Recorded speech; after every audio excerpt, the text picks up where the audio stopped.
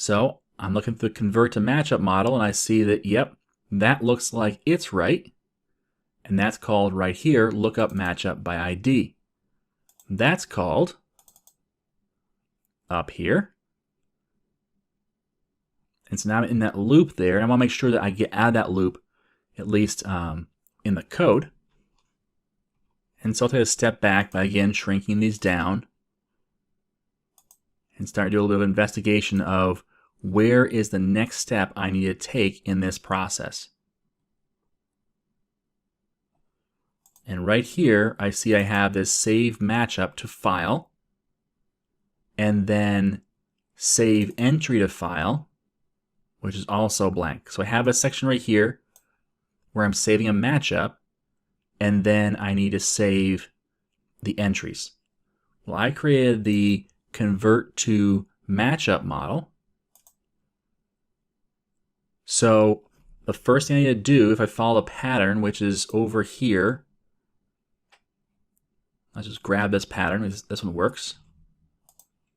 I can grab this pattern right here and comment it out. I can say list of matchup model, let's call it matchups, equals global config dot matchup file dot full file path dot load file dot convert to matchup models. We just finished all that.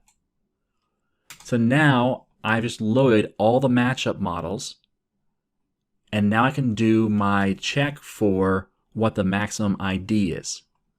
I can come back over here and grab this code because I know that this code works.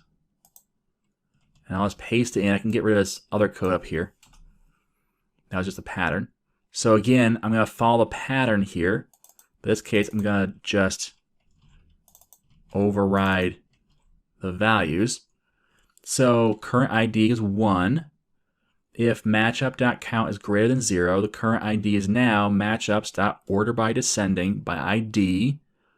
Grab the first one, take its ID, and add 1. And now we can say the matchup we passed in .id is the current ID.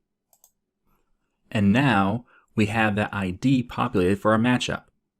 Now we need to save each entry in our list down here. So again, we're going to follow this pattern up here. So list of matchup entry model. We're going to call this entries equals global config dot matchup entry file dot full file path dot load file. Isn't it great calling methods that we've called over and over and over again? They just do their job and it just, you don't think about it. That's one of the great things about code reuse. All right, anyways, convert to matchup entries model. Now we can say, same patterns up here, int current ID equals 1 if, and this is the entries dot count is greater than 0. Current ID equals entries dot order by descending. X equals greater than x dot ID. Dot first dot ID plus 1. And now I can say that the entry dot ID equals the current ID. Now you may have noticed we haven't actually saved this matchup back to the file, and we haven't saved this entry back to the file yet. And there's an ordering thing we have to get around here. And so what we're going to do is we're going to save the file here. And then after we do the for each, then we're going to save the matchup file. And the reason we do it in that order is because the matchup is the one that has the list of matchup entries. And so what we're going to do is we're going to pipe delimit that by their ID. So therefore we have to do it in this order, saving this one first. So we have the ID for each of them, and then come back and save the file up here so we have those IDs for saving. Just like we'll need to save the information about the rounds before we save the tournament file. So let's figure out how to save this information. And this again is where we look for our patterns. So you come up here and look for, let's look at this one. This one looks good. We'll grab this pattern.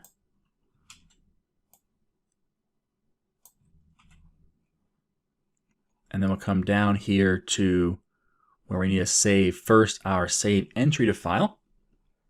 And we'll look at actually saving our entry.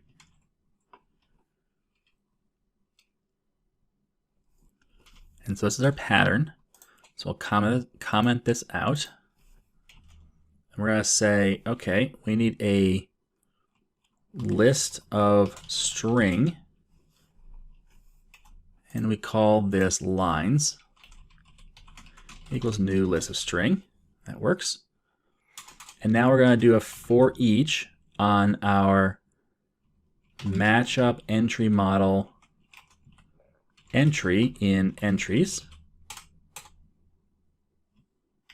And that won't work because we already have an entry, so we'll call this just E.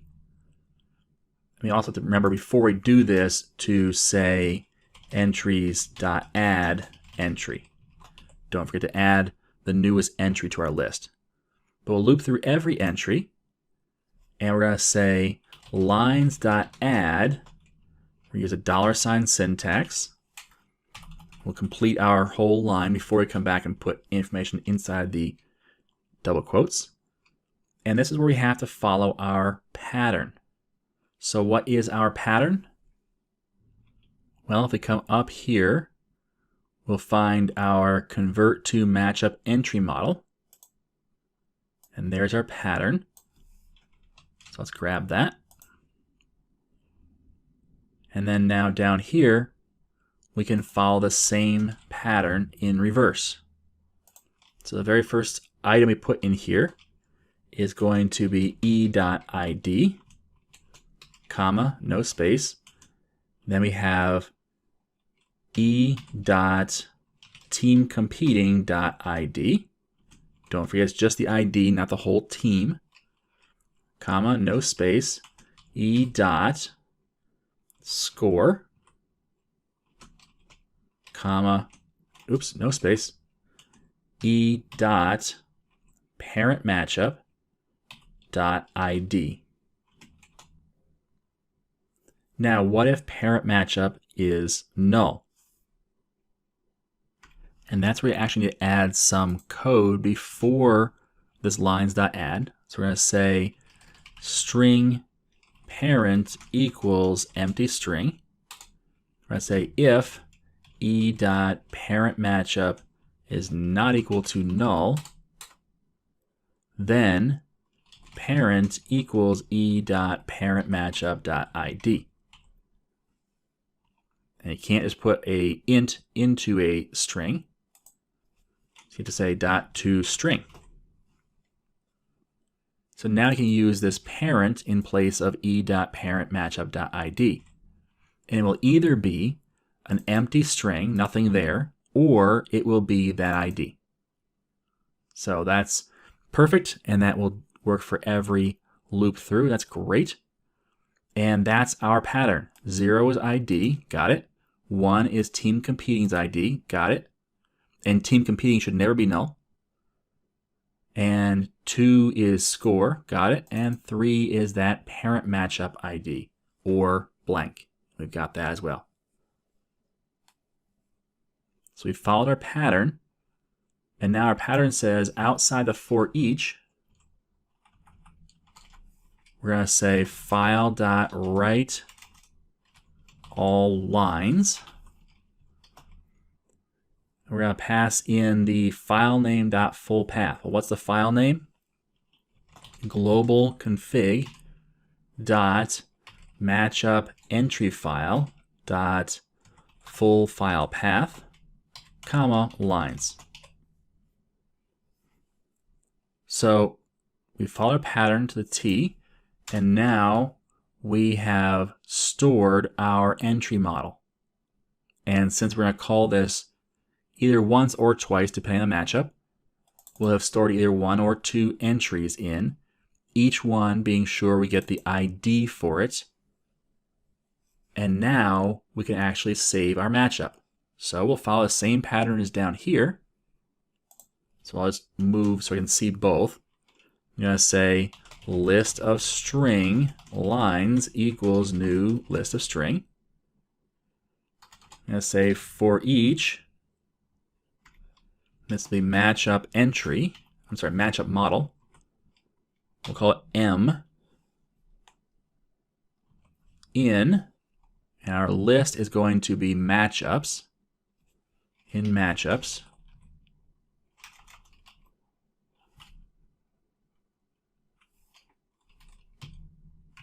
There we go. I spell it right. So for each matchup in matchups, we want to do this right here. So we'll ignore this for now. We got to figure out if we actually need it first. But let's find our pattern for the matchup. So we need to have the save to matchup file. Let's find that. Okay, so we can expand this out. And here is our pattern we have to follow. So coming down here, let's go ahead and paste our pattern in. And now we're going to say lines.add, $, 2 double quotes, finish our line off with a semicolon. Come back, and the first one is m.id, comma, no space. Then it's m dot, that's going to be entries. The problem is that we have more than one entry potentially, and we have to convert these to a pipe delimited list. So how do we do that? Well, we've done this before, so let's find out where we did. In fact, we can come down here and see convert round list to string, convert matchup list to string, convert prize list to string. So let's just grab one of these. Let's convert convert prize list. And you know what? We'll actually just paste this. And instead of convert prize list, we're going to say convert, and this will be matchup entry list to string.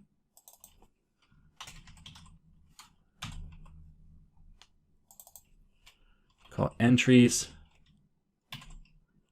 I'll rename prize to entries, which will rename all of these. So it says if the count is 0, return nothing. For each entry, we'll call it E instead of P. I'll do the control dot there as well to rename it. And then we're going to loop through every matchup entry model in our entries, grab the ID, pipe delimit it, take the substring at the end to take off the last pipe, return the output. So it's stuff we've already done before a number of times. We'll come back up here to where we're working. And we have this m.entries, and that's not right. We have to pass in our list of matchup entry model. And we should get back our list of string pipe delimited. So now we can move on to no space, m.winner. And here's the problem. We need the winner ID, but the winner is most likely going to be null at first. So we'll follow the same pattern that we did before right down here. I'm going to copy this. And I'll paste it up here and change all the information. So winner if m dot, not parent matchup, but winner, get rid of that. If m dot winner is not equal to null, then winner equals m dot winner, not whiner, winner dot id dot toString. So it's the same pattern there.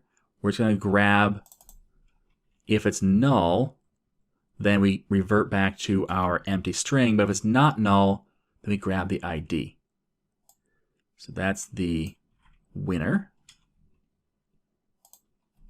And then finally, we have to pass in the matchup round, no space here, m dot matchup round. And now we have our line to save to the database, or to the file, I'm sorry. And now after we have our line added, we just call this line right down here and just change the file name. So instead of matchup entry file, we're going to say it's the matchup file, because we're in the save matchup file. So we will save that matchup file, and now this is done. We've saved the matchup file to the database. And so now we can look at the reference for this, go where it's called, and see that our goal here for save rounds to file was to loop through each round, go through each matchup, get the ID, which we've done that. We've gone through the round, the matchup, grab the ID for the matchup, and save the record. And then inside of here, we then loop through every entry, got the ID, and saved it. So we've done all of that. So now this is complete. We can go where it's been called from, model.saveRounds to file. And so now all the rounds have been saved. And so now we do the tournaments.add the model and save to tournaments file. We can feel comfortable knowing that's been actually saved to the database properly, and it will save all the information to the database. Now the only thing left to do before we test this is we have a to-do that's still outstanding. Capture round information. If we go there, we see that in the text connector processor, we have this convert to tournament models. This is where we're rehydrating from a text file our current tournament models that are available. And we load everything except the round information. So now we need to load the round information. So how do we do that? Well, we've got most of the code already, so it's not going to be nearly as hard as you'd probably think it would be. So what we've done is we first have to capture all of the round information, which is actually the matchup information. If we scroll down here, and sometimes if you want to mark your place somewhere, just put a breakpoint.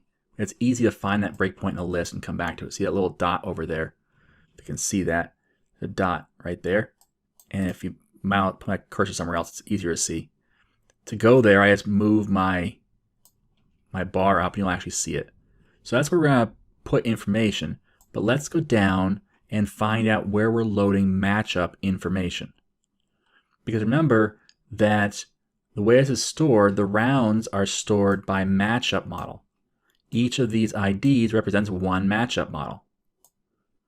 So this is actually pretty simple because down here we have a lookup for matchup models. List of matchup model right here. And it grabs all the matchup models that have been saved in our text files. So therefore, we can come up here to our lists and paste that in. So now we have all of our matchups. So now we can say string array, and we'll call this rounds equals calls. I believe it's calls 5, but let's check to be sure. Calls 5 is rounds, correct. So calls 5 dot split, and we're going to split on the pipe character first. And so what that will do is it will give us, let's look at our example here. It'll give us this chunk, it'll split on this, and then it'll give us this chunk and this chunk. So that's our list of matchups. So therefore, what we need to do is do a for each. Let's say string round in rounds. So it's going to loop through every string here. We're going to do a string array. We're going to say matchups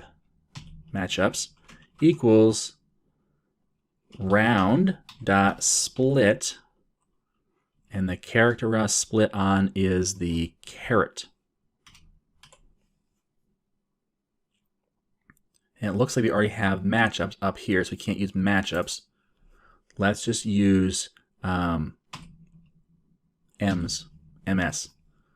that works for now. So up here, notice we have, remember I said that this was one chunk? Well, if we split this chunk by that caret symbol, then we'll have an array of IDs. So now we have the array of IDs. We can add to our tournament model, TM, dot rounds, and that's going to be a first round, so we'll actually have to create a list for this. So let's create a list of, in this case, a list of matchup entry, matchup model. And we're going to have to call this, let's call this MS, which I know we have a name conflict there. So we'll say that this is MS text. All right, so what we have here is, let's get rid of this for a minute. So what we have here is we've got our list of matchup model. Let's ignore it for now. Let's get back to that in a minute. First, we split on our pipe character. That gives us an array, a string array of chunks of data, and those chunks are these chunks right here. And then for each one of those, we split on the caret. And so now this array contains a series of IDs in string format we can then use to look up our matchups. So we need to do a for each here. And we'll come back to why we need this matchup model. We're going to do a for each, and we're going to say string, and this is going to be the matchup model text ID. Just be very clear what that is. And we're going to say in MS text. So now we have a series of IDs that are in string format. And so we're going to say we have to add these once we do the conversion. Notice this right here. We find the ID where it matches, grab the first one, and normally we just add it right to an array, or a list, right off of the tournament model. We can't do that yet because it's a list of matchup model. Therefore, we have to add it to this matchup model right here. So we say ms.add. We're going to say that we need to grab the matchups right up here. Matchups where x equals greater than x.id equals double equals int.parse, and this is the matchup model text ID. And then after that, we're going to say dot first and a semicolon at the very end. So what that does is it finds the matchup model that matches the ID. So we've grabbed now down to this level and said find that one. Next we'll go to this one. And next we'll go to this one. When we're done these three, that's one section where they need to then take that list of matchup model and push it to rounds. So therefore, once we're done this for each, then we're going to say that TM, which is a tournament model, .rounds.add, not first, .add MS. And that's our list. And so actually we're going to move this and have a declaration down inside our for each, because that way it will go away when we hit this curly brace right here. It'll get recreated once we start into this curly brace up here for the next iteration. And then for every one, we'll create that, we'll populate that list, take the list, add it to the rounds. By the time we're done, we will return our, we'll have populated all of our rounds. Therefore, our to-do is now a to-done. And we can just take the to-do off, and it's, now it says capture rounds information. And that's what it should be doing. So we've got a lot of code in here. We've got to see if it's going to work. So let's go ahead and test it. So we come over to Solution Explorer. We can repin this. Come down to program.cs. Change the SQL type, database type to text file. And we should be able to run this.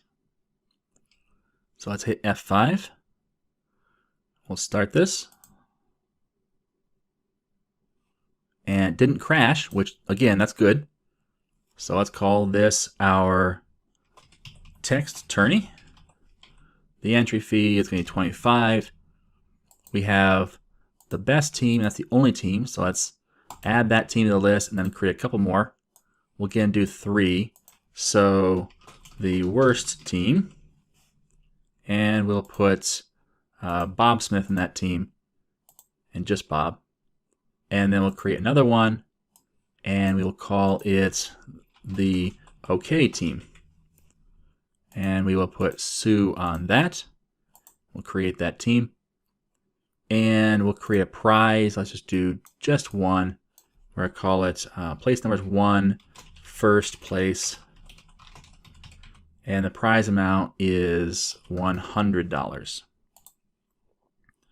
Now we will create tournament. Before we do though, let's move this over so we have this list of our files. We only have 3 so far. We click create tournament. It blows up, and that's okay. Again, it says object reference not set to an instance of an object. I told you that'd become familiar with you. So let's close out the exception, but not pause the code or not change the code. So we're still sitting here at this line, and it's asking for parent. Parent is 1, that's cool. E.score is 0, that's cool. E.teamcompeting is null. So here again, if we look at where we are in our entries, we're going to find that this matchup entry is ID number 4. And so we've already gone through, notice the ID for the matchup round for the parent is 1. And so we've already gone through this once, and now we're in the second round. And so there is no team competing. We forgot to make that modification. So let's do that right now in line. We'll say string, because we can do a string. This is a string right here. So string, we'll call this team competing equals empty string. If e.teamcompeting is not equal to null, then team competing equals e.teamcompeting.id.toString. And so that's the same logic as before. And now we'll just move our place up to this line right here and hit continue. And it's going to say, whoa, whoa, whoa, nope, can't do that because we never changed this line right here. So let's go back up to here and change this to use just that string variable instead of directly calling it. And now we can run it again, and we get a different error. Input string is not in the correct format. Okay, let's figure out why. So, calls, we can hopefully get rid of that error popping up. There we go. Notice that calls for position 1 is an empty string, which is okay. Look up team by ID for team competing, that's going to be null. So let's move back up 1. We're going to step into the code. We're going to go into lookup team by ID. And it goes, nope, can't do that. Here's why. We're doing int.parse here. So lookup team by ID, that's not going to work because we're not passing in a valid integer. And so what we need to do is we need to kind of bypass this line. We need to say if int, let's not do int, calls 1.length equals 0. What's calls length right now? 0. Why do we know that? Well, calls, it's either a number or it's an empty string. Therefore, if the length equals 0, then me.teamCompeting equals null. Else, and this is where we put this code, so I'm actually going to move my cursor up right now, or my process line, whatever you want to call that, and then I will move that line inside my else statement. And now, if I run this, we should see that team competing becomes null, and we can continue on. And we get another sequence contain no elements error. So that's a little bit different than before, but let's figure out why. We're looking up matchup by ID. What's the ID? 1. We have matchups right now has 0 in it. Now this is an interesting one because when I look up the matchup ID, I see that this says that the value is 1. But when I look up the value for the matchups, I see I have 0 matchups from my matchup file. And if I actually open up the file itself, I will confirm that yes, that's true. So this is one of those things where, remember I said before we had a circular issue and it should be okay? It looks like it's not. So how do we diagnose this? Well, the first thing I want to do is I want to find out where this was called. So I'm actually going to move my line up 1, so my yellow indicator of where I am, and then I'm going to put in some code that will let us return out of this method, and it's really invalid. Okay, return null. So I'm going to have to come back through in this text connector processor, line 279, and delete that code. So I have to remember to do that. I'm going to move my cursor down to that, and I'm going to say step into. Go to the next line, and see that I am in the convert to matchup entries model. Now remember that we have to do this convert to matchup entries model when we're saving to the file for the matchup entries. So this is the loop part that we've got an issue on, where I'm trying to do a lookup and I'm saying give me the matchup ID of 1, but it's not saved yet, because if we look at the ordering, and that ordering is in here somewhere, and let's find that. And here I found it. We have a save matchup to file. We come through and we create the matchup and get the matchup ID, and we say save entry to file down here for a matchup entry, which actually saves the file, and then we come back up here and save our matchup to file because we needed those IDs for the matchup entries. So we've got an ID that we passed in here and said this is our ID for a matchup, but we don't actually have it saved to the file yet. So that's a little bit of a circular issue here where we need the ID in order to continue, and we need to continue before we put the ID in. And so I'm actually going to stop right now. I'm going to stop this code, take out my junk code, which is its return null, and then address this issue here. So I need to save this matchup to my file before I save my matchup entries. But then I'll need to update that again once I have my matchup entries saved. So let's just do that. Let's save it twice. Now this code can probably use a refactor, but at this point I'm trying to debug and make sure it works. Working code is much, much better than refactored code that still has a bug in it. So right now I have all this code writes to my text file. Well, what if I did this? I copied it and I pasted it before I have my matchup entries, and then I also need to take away the declaration for the lines right here.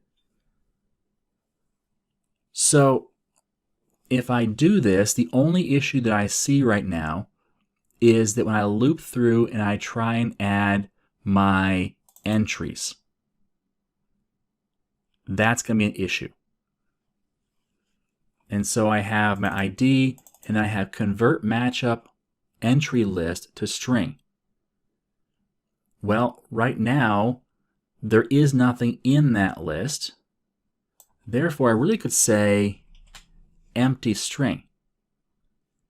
And I could probably get away with that. I think I can. So if I can get away with that, then I'll be good. I'll save this entry. It'll be in the file. And then I'll come back through and add the matchup entries. And then afterwards, I'll do the exact same save again, only this time I'm going to save it with the correct IDs. So that's one theoretical way of saving that or fixing that issue. But, looking at this, I'm going to undo all of this. And let's just redo that. I'm going to undo all this and look at it again and just look at my pattern here. And the one thing I'm noticing in my pattern is that I have my matchups list, which converts all the current matchups over into my matchup entry here. But what I don't have is anywhere that I'm adding this matchup to my list of matchups. And that's kind of a problem. So let's do this. Matchups.add matchup. Now I add that before I did my entry model. But that's okay because, again, the whole idea of address, each of them has an address at the same location. So if I modify my entry models, not a big deal. So with this fix, I know that was a problem. And what I'm saying is I thought that I had the loops taken care of. So let's see if the small fix that I know is a problem fixes the issue, or if I have a larger fix as well. So we've got an idea for a larger fix, but let's start with a smaller fix and see if this works. So let's call this tournament something different. In fact, let's call it something different. That way we know that it's different than the previous one that may have been partially created. The best team, the worst team, and the okay team. So 3 teams. We'll create a prize. We'll create the prize for first place, and we'll call it the only place. And the prize amount is, let's say 150 this time. And we'll say create tournament. and we get this sequence contains no elements.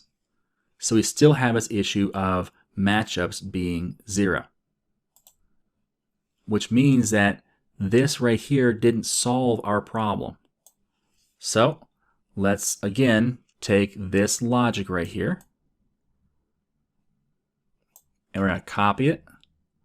We're going to paste it up here, and we'll again change this so it's not being redeclared, but reinstantiated.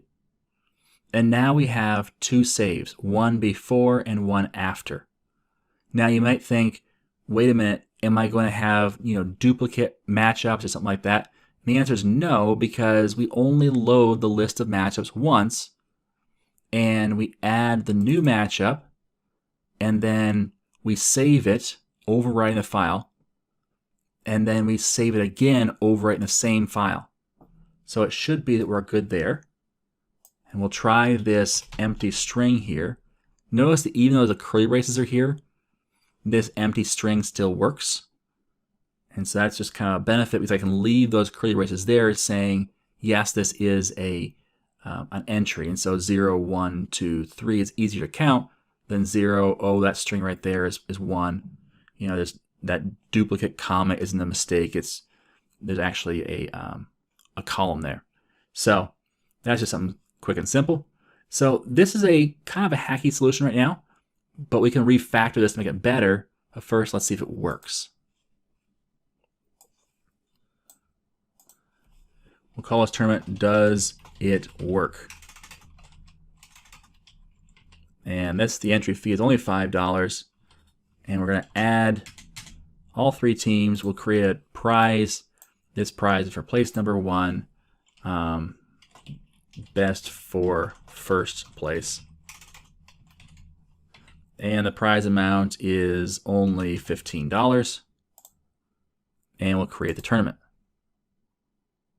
Now, nothing seemed to happen yet.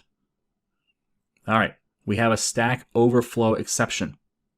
That's not usually good. Stack Overflow means we have a problem loading something. Let's look at what we're trying to load. All right, we're trying to load the personmodels.csv. So let's look at our file, personmodels.csv. There we go, it's 1 kilobyte. That's not a big deal. If we open this with Notepad, we'll see we have Joe Smith, Sue Storm, and Bob Smith. That's fine. So if we read all lines of this, what should be the problem? Well, I don't know.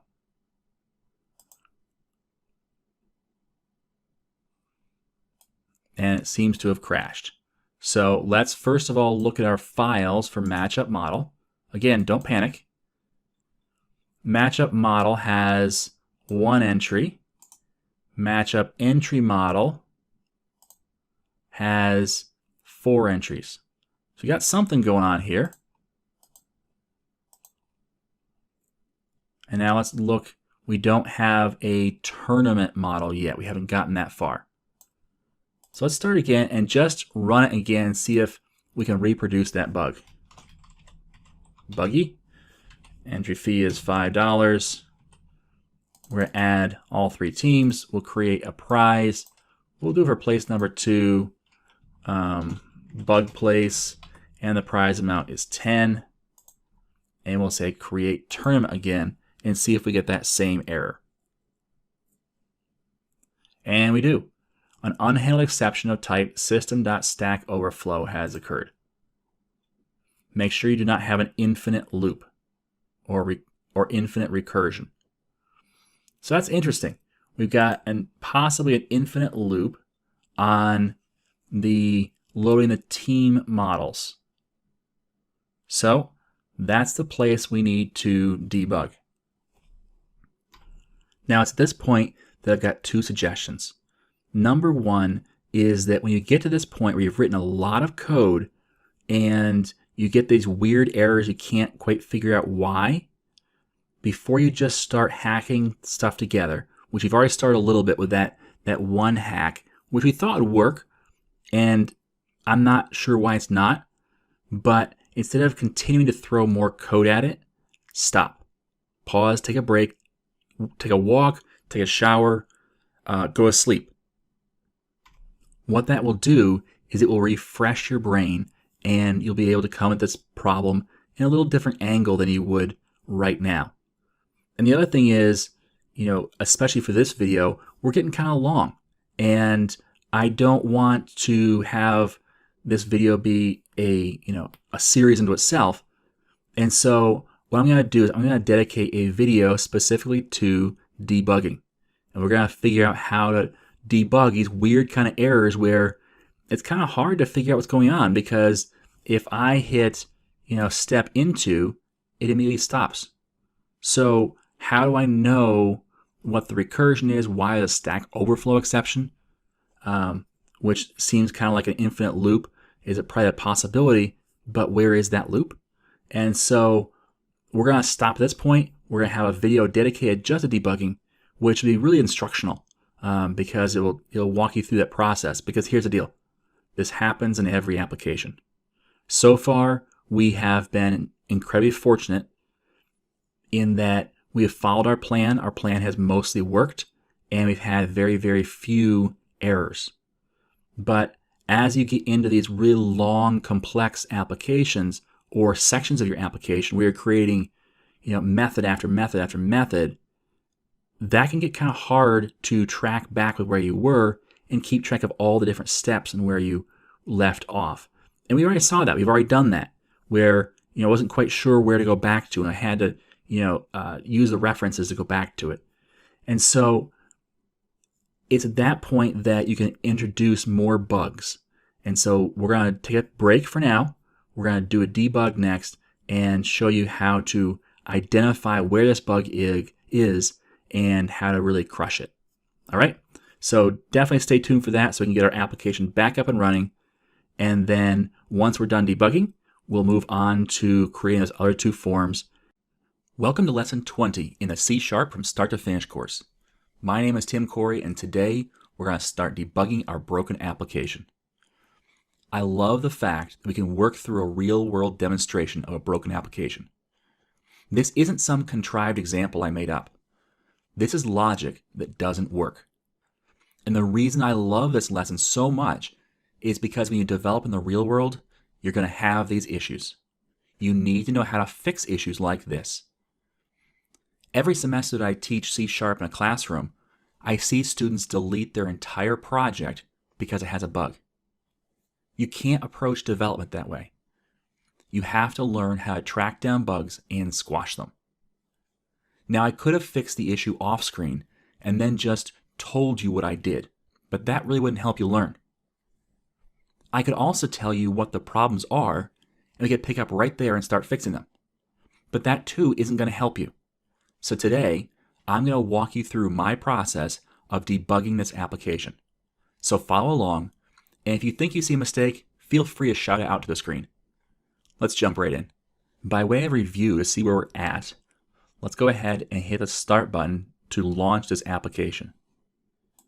I'll bring it over here, and I'll also bring over our files. Right now we have the person model, the prize models, and the team models are the only three files we have. So let's create a new tournament. This is the broken test. The entry fee is $10. We're going to add all three teams. And you know what? We're not going to create a prize. We don't need to create a prize for a tournament.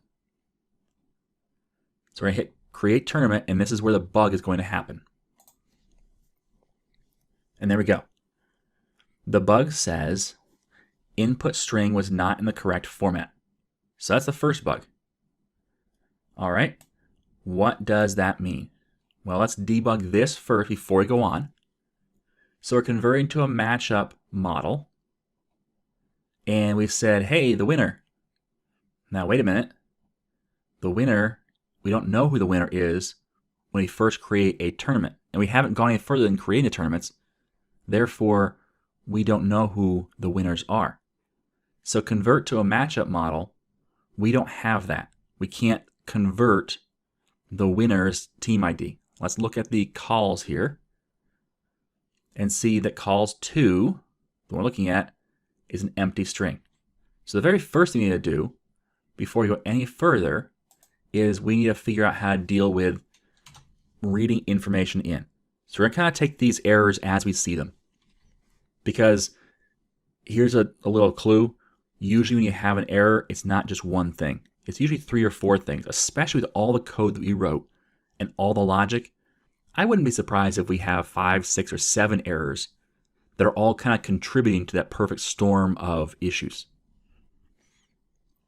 So let's say if calls2.length, calls2 is a string, therefore the length equals 0, and that's double equals. If it double equals 0, then p.winner equals null. We don't know who the winner is. Else, we can move this line into it. Before I move this line, I never move a line that's currently highlighted in yellow. So let's move that yellow up to the beginning of this evaluation. And then we can move this line into our else statement. So what I did here was said, okay, I can see that calls2 is an empty string, therefore we can't look it up by look up the team by ID. It doesn't have an ID. Therefore, we need to say if the length of the ID is 0, meaning there is nothing there, is an empty string, then put the winner model to be null. Don't even do a lookup. All right, so that should solve that problem. In fact, if we step through, that solves the problem. Now we're going to hit continue. And we'll catch the next problem. All right, so this is the problem that we saw quite a bit last night. And we played around with different ideas for how to fix this, but essentially the error is Stack Overflow exception, which means we've got some kind of infinite loop going on here. And it even says that in the details. It's going to say, hey, look for an infinite loop. And it's in here somewhere. So we don't have a whole lot of information, though, about who called this. We have a load file, and we're loading the person models. So that's all we really know, is that we've got this error that causes a continual loop. Now, we could step through our application line by line. And if you don't know where to start, that's a great place to start. So if you're going to do that, what I would do is go to this form, go to create tournament, and put my breakpoint at a place where I know it works until this point. So I'd probably put it right here, because we did the create rounds logic in the last video, and that's when it stopped working, we think. Now, it may have stopped working before that because we didn't test it in the previous video. So really, it might not work even to here. But the great thing is, I don't have to do this if I don't want to. I can take a guess at where we might have the issue. And so I'm going to look at the text connector processor and say, you know, I know there's this loop in here, and let's find it. We loop through the tournament model down here. We're going to come down to the rounds. And there's a lot of looping going on in the rounds. So that might be the area to check out, the convert to tournament models. So that's one place I might go, yeah, that might be it. But if we look at our files over here, we have a matchup entry model and a matchup models. We don't have a tournament models yet. So that's probably not it, because we're not loading any tournaments. We're not converting to a tournament model because it's an empty list. So we'll come back to that one just to make sure it's right, but that's probably not there. But if we come down here to save rounds to file, there's more looping. A for each, and then inside here, we have some recursive lookups as well. So that's where I'm going, you know what? That might be the place where we have an issue. So I'm going to take an educated guess. And this is just going to save us some time. Now, if I'm wrong, we can start from the beginning. And if you don't know where to take an educated guess, start from the beginning, step through it using the step into and step over commands. But I'm going to take an educated guess and say probably in this loop, we've got some issues because these are double loops, and the save to matchup file does a lookup from matchup file and lookup from matchup file entries. And so there's a whole lot of lookups and saving and lookups and savings and lookups and savings going on. I would guess somewhere in there we have some sort of infinite loop. So that's my best guess for where to start. So let's start this again. Oops, before I start it, I want to recreate this scenario in its most clear format, meaning I'm going to delete these two files because that's where we started and had the problem. So I want to make sure that I don't cause problems by having half-formed files that might throw errors that otherwise wouldn't be there.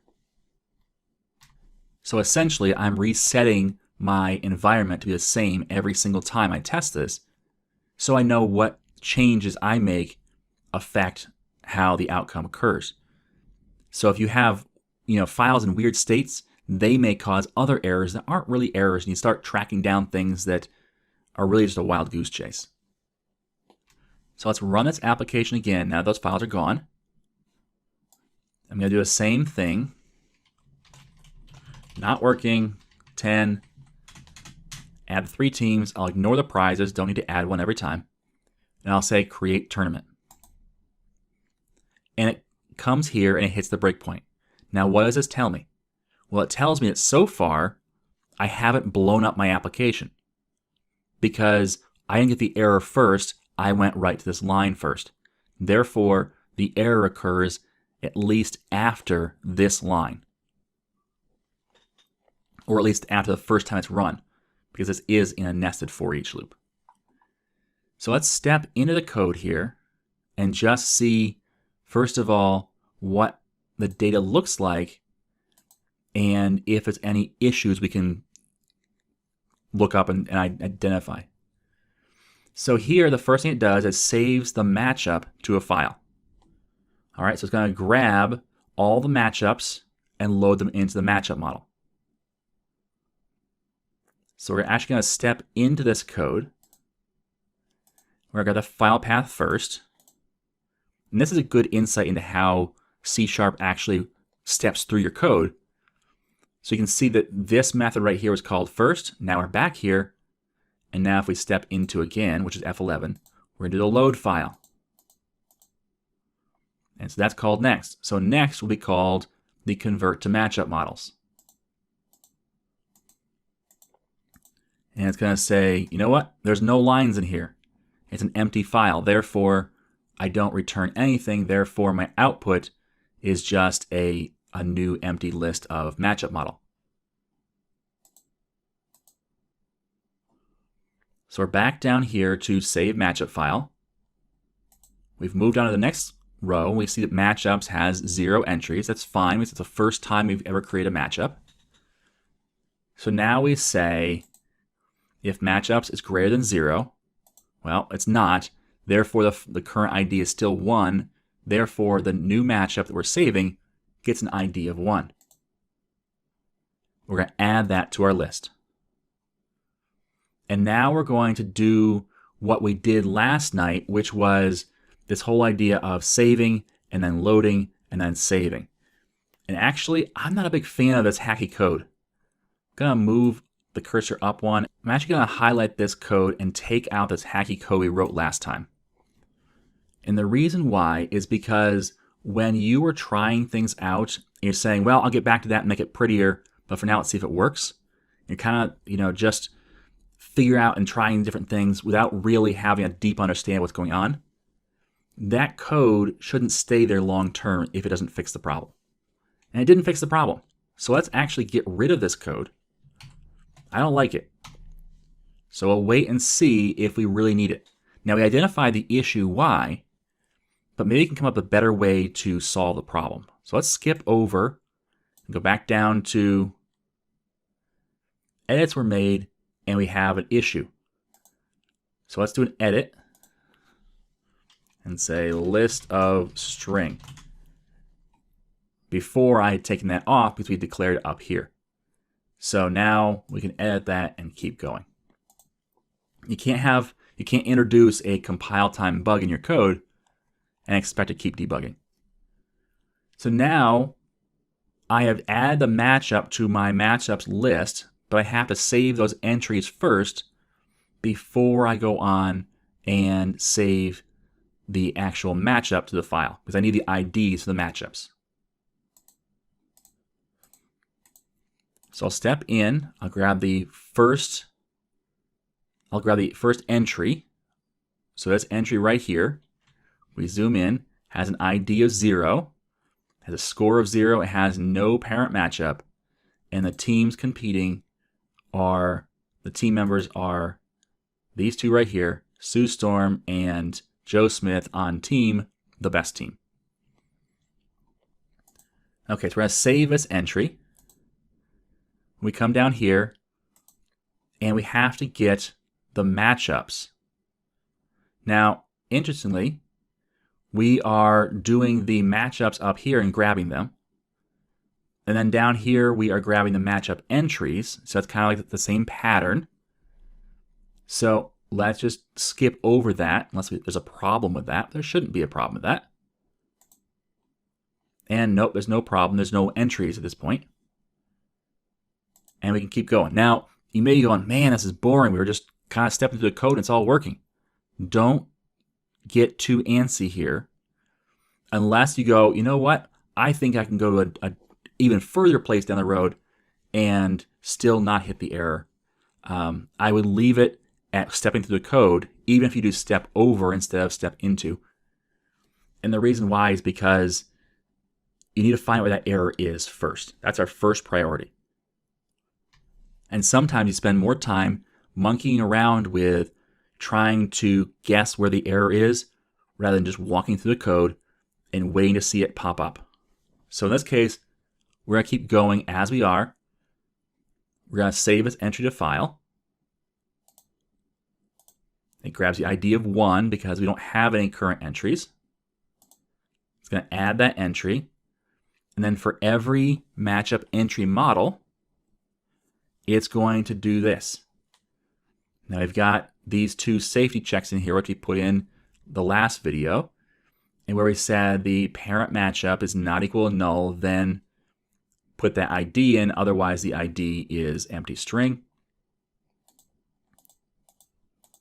So we'll step through this. We know that works because we tested it. And in fact, if we look at the parent is blank, the score is 0, the team competing is ID number 1, and the actual ID is ID number 1. So add that line. There's no more entries because this is the first matchup of the first round, which has a bye. So now we can write this matchup entry to our file. Let's skip over that and keep going. Now we come to the next matchup entry in our matchup file. Okay, so we can continue on. And now we can save our matchups. All right, so we have this new list of lines, and that's going to store all of our text representations of our matchups. So before we do, let's examine the matchups. We only have one so far. In this matchup, it has one entry, and that's this team right here, team ID of 1, no parent. The team ID is the best team. So that's the team that is in our matchup. The other one is the bye. So we only have one matchup. For each matchup, we want to see if the winner is null. That's the new check we put in. And now we need to grab the winner, the round, which we have, and we convert the matchup entry list to string. There's one matchup entry list. And let's do a skip over. Now it's a little bit dangerous because there may be an error in that code, but we then know the save matchup to file is where the actual error starts.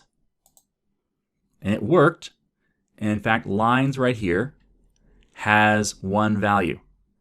The value is 1, 1, 1. That's perfect. The next matchup we don't have. we write all these matchups to our file. And so we've gone through the entire iteration of this without an issue. So let's do this. We'll leave the breakpoint here. And we've said, this seems to work so far, so let's run to the next time we go through this loop. And we'll put our breakpoint at the very end just in case we get out of both of these for each loops. So I'll hit continue, and we come back here. This is the second time, the third time, the fourth time, and the fourth time it seems like we have an issue. There's our Stack Overflow issue. And so we know that we can run this. Let's hit stop. We know, and there's a breakpoint right here in the this bar over here, scroll bar. We know we can hit this 3 times safely, and the 4th time seems to have the problem. So what I'm going to do is actually modify my breakpoint. I'm going to right click on it and say conditions. And I'm going to say the hit count is greater than or equal to 4. So what'll happen is the first 3 times this breakpoint would be touched, we're going to skip over. We know those 3 work. And then we'll touch on it, stop on the 4th, and we can actually start stepping into the code to find out what the issue is. Next, I'll come over to my files, and I will delete those 2 files I just created. Again, restarting from scratch. I'll start up my tournament again. Let's call it team name closer. Add my 3 teams and hit create tournament. And oops, we have a Stack Overflow exception.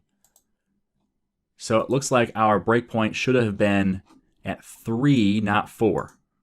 So let's do condition. And let's change this to 3. We're going to start this again.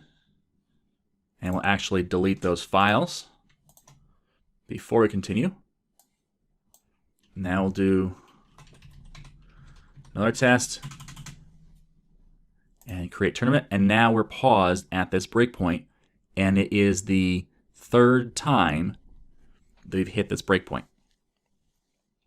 Now we can start stepping into this code and find out why it is different than the previous iterations that worked.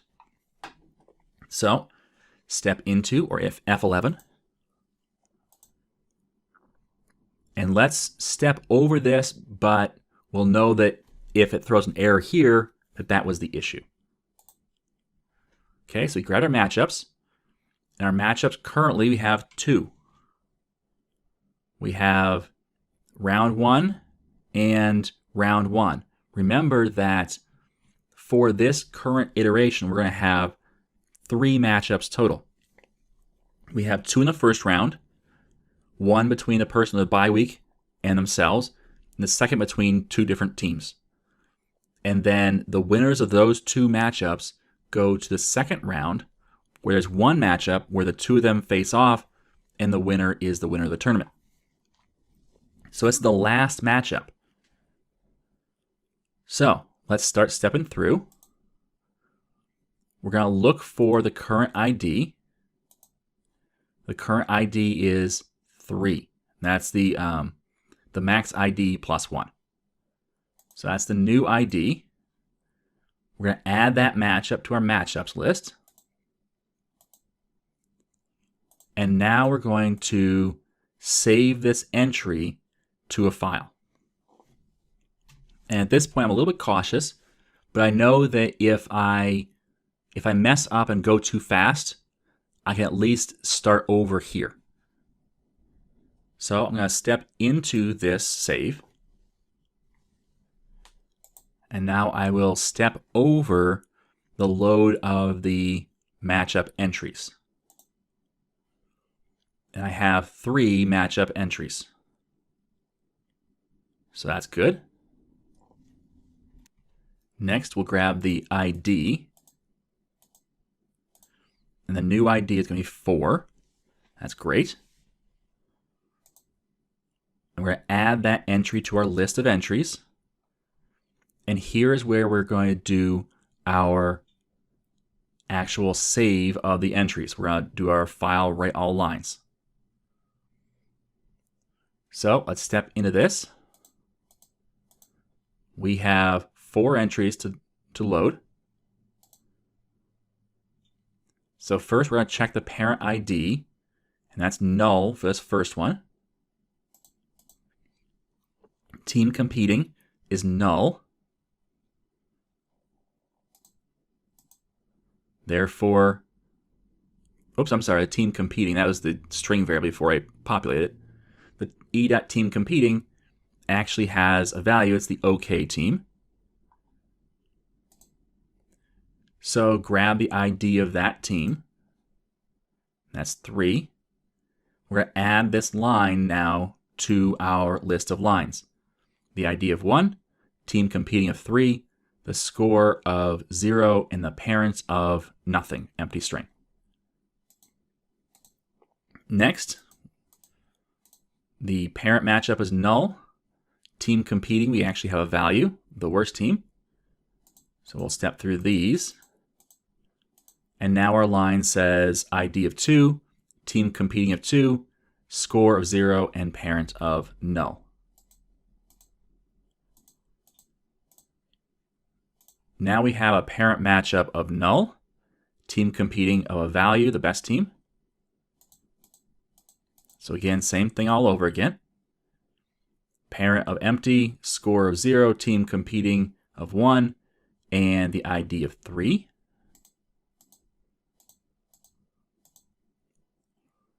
Our parent matchup has now changed. It was null. Now it's an actual value.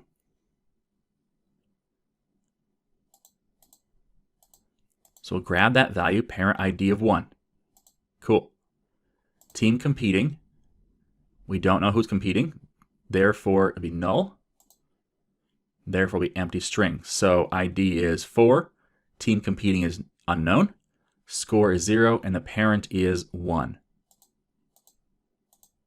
That's all of our for each for saving this entry to a file. Now there is this other command, step out. And so what happens is here, if during debugging I get into a method, now this is only 1 line long, there's no reason for it, but if I was to get into a method where it's a little bit longer and I didn't want to care about what happened in this method, I want to care about what happens in the parent, then I could do a step out. And that returns me back to where I was. And now we've written all those lines for the matchup entry model. We've written all those to the text file. And in fact, that's right here. So that's good. So we've saved that entry. And we have a total of 2 entries. So we got 1 more. Let's skip over that because it seemed to work the first time.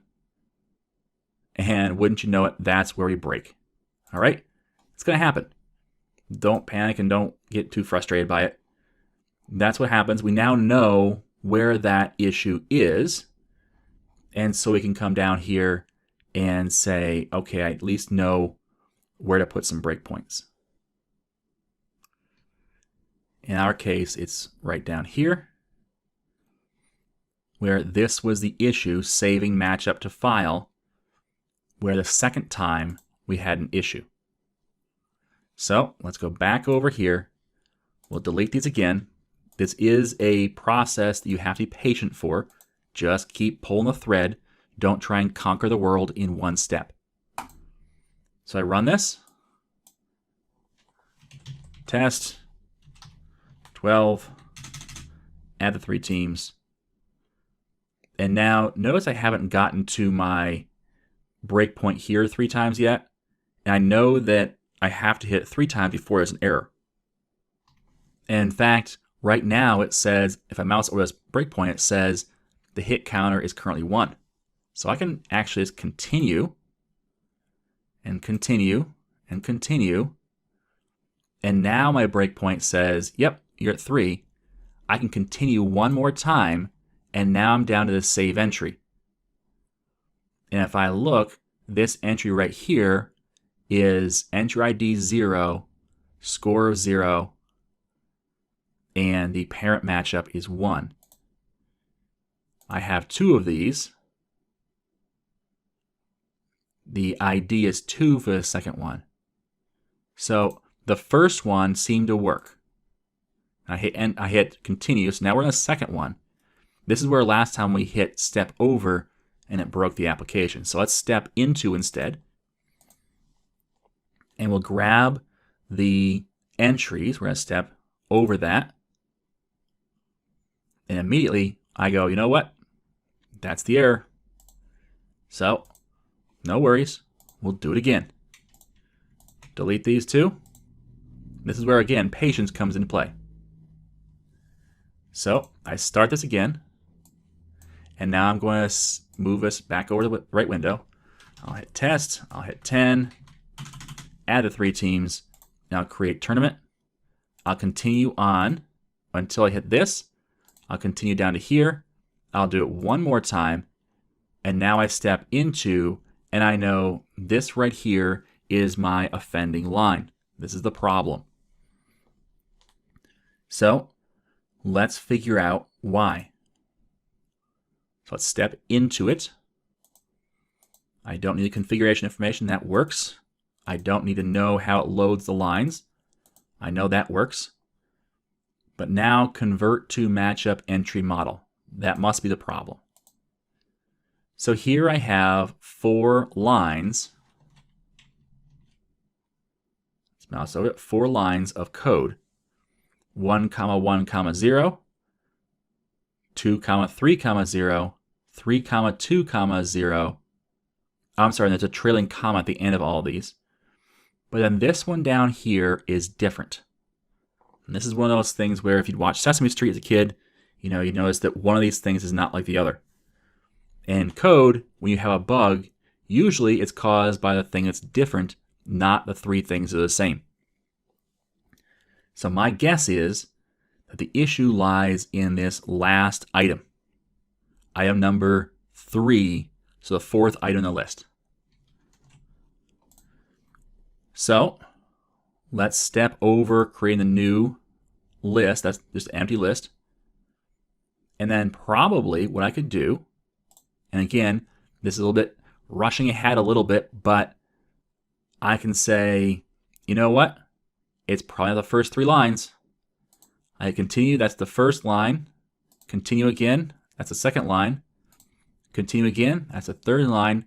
Continue again, now there's that unique line, the one that's a little bit different. So, what now? Now we step into our code. Matchup entry model, a new one, okay? First, we parse the call 0. So let's look at our values here. Call 0 is 4. That'll parse just fine. So team competing is going to be null because call 1, we don't know. Now, if you're not familiar, this is actually our matchup from the second round.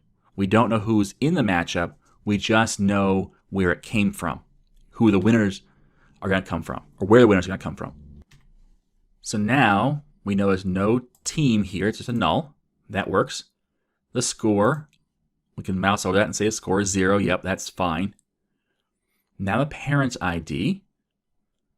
So let's step in here and see that, yes, it's found a parent ID. The parent ID, if you can see that, says 1 as the value.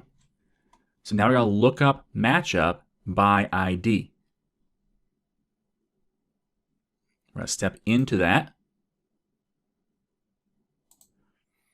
Now, where did I come from? If you notice down here, oops, not here. We've got up here. So we came from right here, which is in the convert to matchup entry models. Right now, I am going to call the convert to matchup models. If you remember, the convert to matchup models has to call the convert to matchup entry models because it needs to know which teams are in the matchups. So that right there, I go, wait a minute, that's a circle. We're calling the matchup models in order to get the matchup entry models, which we're calling the matchup models for. That seems like a one big circle. But let's just confirm that's actually the case instead of just guessing or assuming.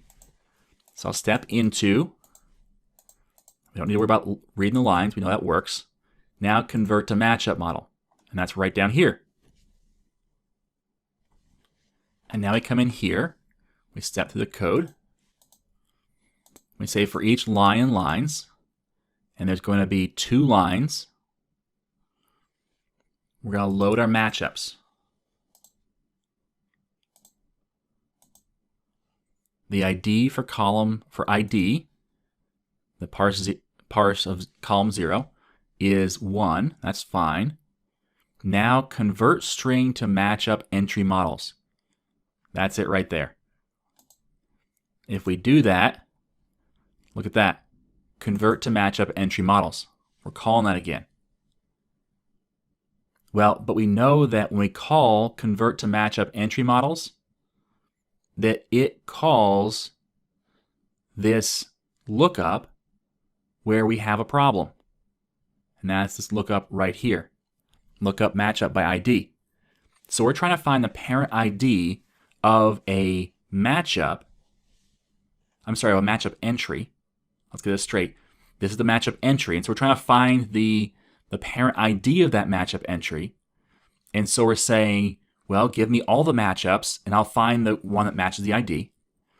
But then in the process of looking up those matchups, in order to populate the model, we have to look at the matchup entries. And part of that process is calling this convert to matchup entries model. And again, we're loading the entire file. So guess what? We're going to come down here and have this parent ID equals something other than 0 and start this loop over again. So as soon as we have a parent to look up, we get into an endless loop of looking up and populating, which causes it to look up and populate, which causes it to look up and populate. Now, the reason we do this, the reason we have this error, is because we're not using databases. In a database, we look up just the entry we need. We'd say, look up ID number 5, and we wouldn't have to look up and match all the records. We just need to look up and match the record that has the ID that we're looking for. So we need to adopt a similar principle with our file lookups. We can't look up and load every single record when really what we need is just one record. So I think we've identified the problem. Let's stop right now. Now I'm going to leave my breakpoint here. We know how to get from here and get into this error. I'm going to take my breakpoint away down here. And now I come back up here and look at this whole lookup idea. Now we can escape out of these loops and not have this dangerous situation of an infinite loop by only looking up the IDs we need, because you will never have a parent ID of your ID. So if your ID is 3, the parent ID will never be 3 as well. So therefore, it shouldn't cause a problem where we're looking up something and it's giving back the same record we're looking up. And that's where we have the error right now. We're looking up a record and it's saying load every record, including the record you're currently looking at, which causes a circular issue where we keep looking up the same record and it's asking for that same record again and keeps going. So let's change our lookups to not look up and populate the entire model for every record, but just for the records we need. So let's start addressing that. We've got, it looks like probably about 3 different places we have to make this change. And the first place I see is actually right in front of us. So let's Get rid of that. We can see the whole method right here. This one right here, the convert string to matchup entry model, this is one of the ones in our chain of calls. We do the convert to matchup entry models. So we're loading the entire list of matchup entries just to figure out which ones have matching IDs, add that to the list, return that list. But we can do this better. So let's start off by not converting them to matchup entry models. Instead, we'll stop at our string. So a list of string entries. And the reason why I did that is because even just loading the list of string for all of our matchup entries, I know that the call 0, if we split that up by our comma, I know call 0 is always going to be the ID. Well, we can match IDs right here. This string ID equals the call 0 ID, or call 0 value. So I know that if we do just a string, we can look up and find the IDs that match, the rows that match in this list of string based upon the ID. Then we can convert just those rows over to matchup entries. So let's do that. It kind of helps us see it sometimes. So before I do, let's actually wipe this out. And then let's add one more thing up here, a list of string, which is going to be our matching entries, equals new list of string. So when I loop through these IDs, I'm then going to loop through every one of these records and find the row that has the matching ID to start. And I'll take that row and put it into matching entries. So for each string entry in entries, I'm going to say, let's split that apart. Oops. String array calls equals entry dot split on the char comma, and if calls 0 double equals ID, not IS, ID. Now, why am I just doing a direct comparison? Well, call 0 is a string, but so are the IDs that have been passed in. So each one's a string. Therefore, it's a direct string comparison. Really simple. If the two match, that means that this row is the row I need. Therefore, matching entries dot add entry. Now we're not done yet. Once we've looped through all of our IDs, then we just say output equals matching entries dot convert to matchup entry model. See this this right here, this piece was at the end of this. Instead, we waited and only put at the end of our list where the matching entries were the ones we actually needed. We're not going to load the other matchups. We don't need the other matchups. Therefore, we shouldn't have a problem with that loop, at least for this method. But if we keep scrolling down here, we notice look up team by ID and look up matchup by ID. Well, that's the same basic issue.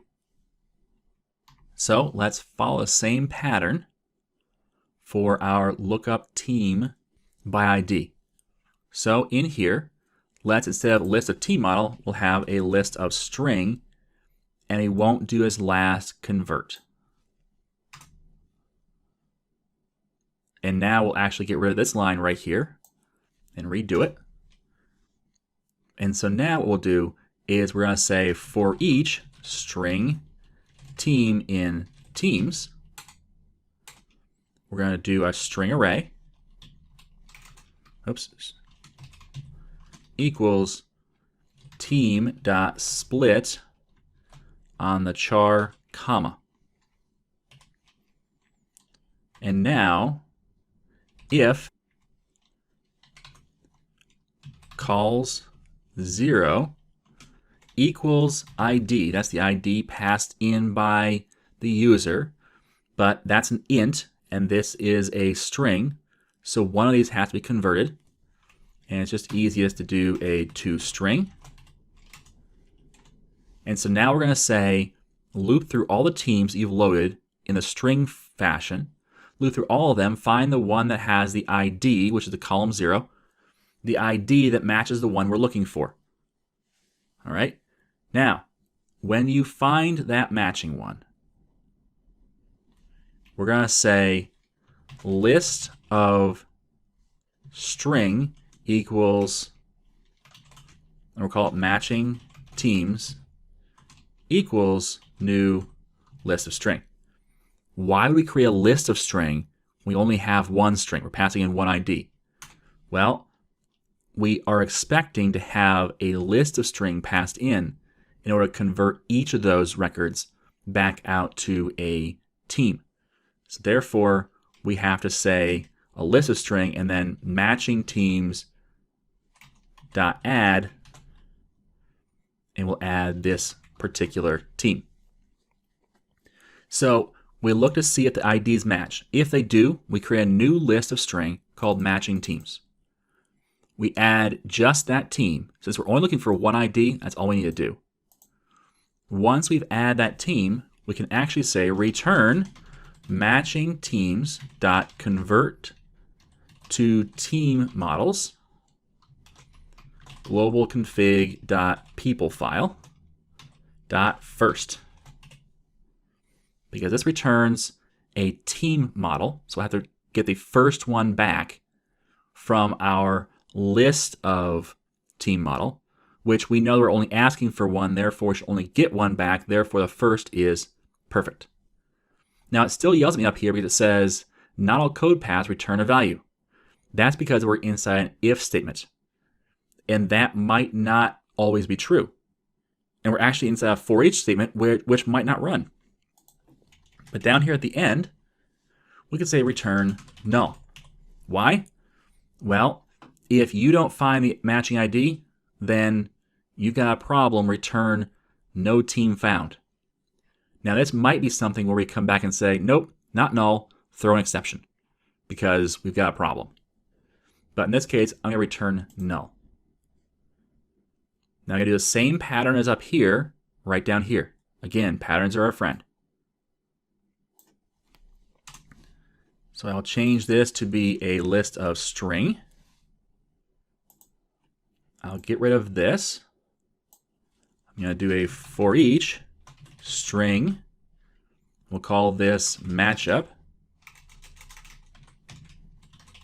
in matchups. And then inside here, we'll do our string array calls equals matchup dot split on the char comma. And then if calls 0, which is always the ID, equals ID to string. Then we're going to say a list of string called matching matchups equals new list of string. Matching matchups dot add, not to string, dot add matchup, and then return matching matchups dot convert to, and this is the matchup model. And this doesn't require us to pass anything in, but we do need to do that first. And now we're done that, and we come down here and say, again, return null. So now we fixed these 3 places where we were looking up more information than we actually needed or requested. That should cut down on the number of loops we do and the number of unnecessary lookups that we make. So already we've fixed 4 different things. Is that enough? Well, we're going to find out. We'll delete those. We'll run this again.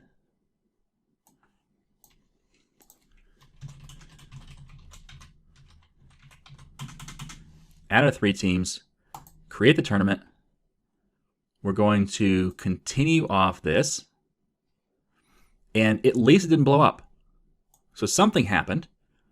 Let's go back over here and check this out.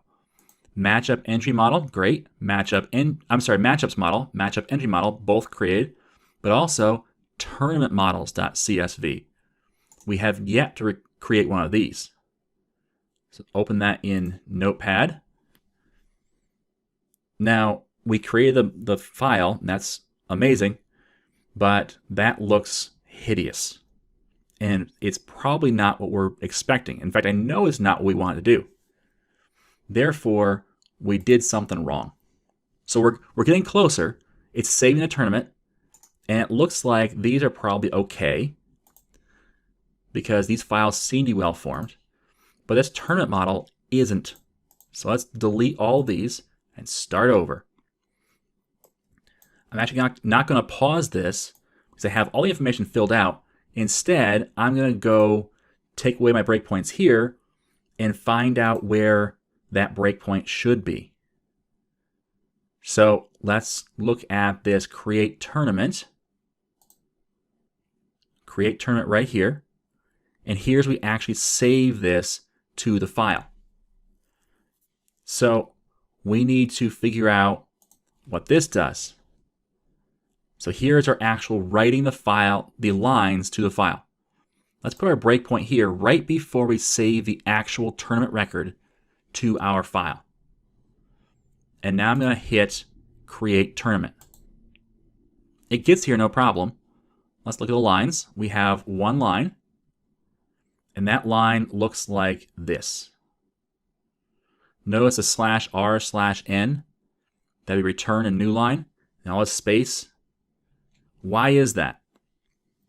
Well, I can tell you why that is. Right here. This is the one place, again, one of these things is not like the other. This is the one place where we're saving to our text file where we use this @ symbol and do multiple lines. It doesn't like that. So I'm actually going to hit stop right now and address this.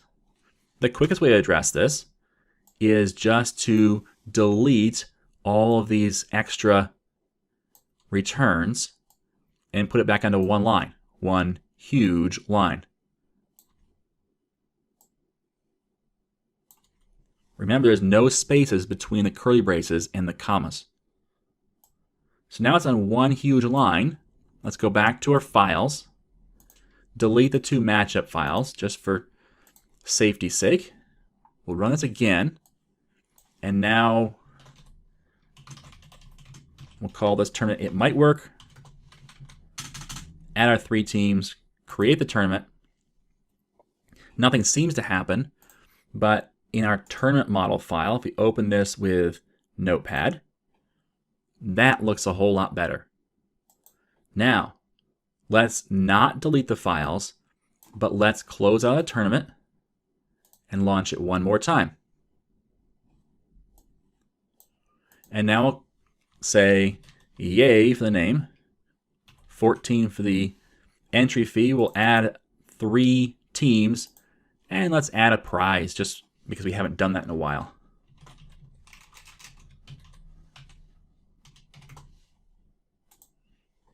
And create tournament. You thought we were done, didn't you? Well, we're not done. And so, again, this is not a time to throw your hands up in the air and say, I'm done, this is awful. Because actually, this is a pretty simple one. So the issue is input string was not in the correct format. What is the input string? Well, it's ID. And if you notice, ID is an empty string. How do you parse an empty string? Well, you don't. It crashes your application. So, if we look at prizes, we'll also know that prizes would be empty as well. So let's stop this application. And we're going to do a check here for the prizes. Because even though we didn't have an entry for prizes ID, it was an empty string, that is technically a string. Therefore, it's going to go through this one time and try and parse an empty string, which is not a number. So, let's do this. Let's surround all of this. So right-click and say surround with if. And we're going to say if calls for dot length is greater than 0. Because if calls for, which is what we're splitting on here, if calls for is equal to 0, we shouldn't add any prizes. Let's try that logic. So now add the 3 teams. We can skip the prize. You know what? Let's add a prize just so we have it. We'll call this place number 1, first, and 452 for the prize amount. Hit create tournament. No crash this time. So let's look at our tournament model file. Open up Notepad, and now we have 2 entries. The first one for it might work, and the next one for now question mark. That's the one we just did. So we actually have valid information for both of our tournaments. Now we should be completely done. And if you notice, my testing seemed to cover different values different ways. So I had no prizes, and then I had 1 prize, and I had, you know, an entry fee of 0, and I had an entry fee of a value. And I changed different names, and actually names had special characters in them. So I was testing different ways once I felt comfortable the system might work, because I wanted to shake out those bugs. Now, you may still have a bug or 2 lying in wait, and the best way to find those is to do everything in your power to make this application break. And so, for example, I would do no tournament name, I'd blank out the entry fee, I would remove the teams, I'd remove the prize, and click create tournament. Now, right now, that's going to blow things up because we've not put validation in place. But that's something your users will do. And so the best way to make sure you have your bugs ironed out is to try things that are against what the application is supposed to do. Don't just try and debug by doing what the application should do. Do all the things that it really shouldn't do and make sure they don't work. And make sure they don't crash the application, but they actually tell the user gracefully, don't do this. So that's how you debug an application. Now, it took a little bit of work, and there was a lot of guesswork in where the issue actually was, especially for that Stack Overflow error, because it wasn't right underneath our cursor. But that's the kind of thing you need to practice. And so if you were to get the source code for this course, which is in the paid version of this course, if you get the source code, you can look at our previous lessons end, where all the code is broken. And you can try stepping through it and looking at the issues. And so you can actually see how to debug from a broken application.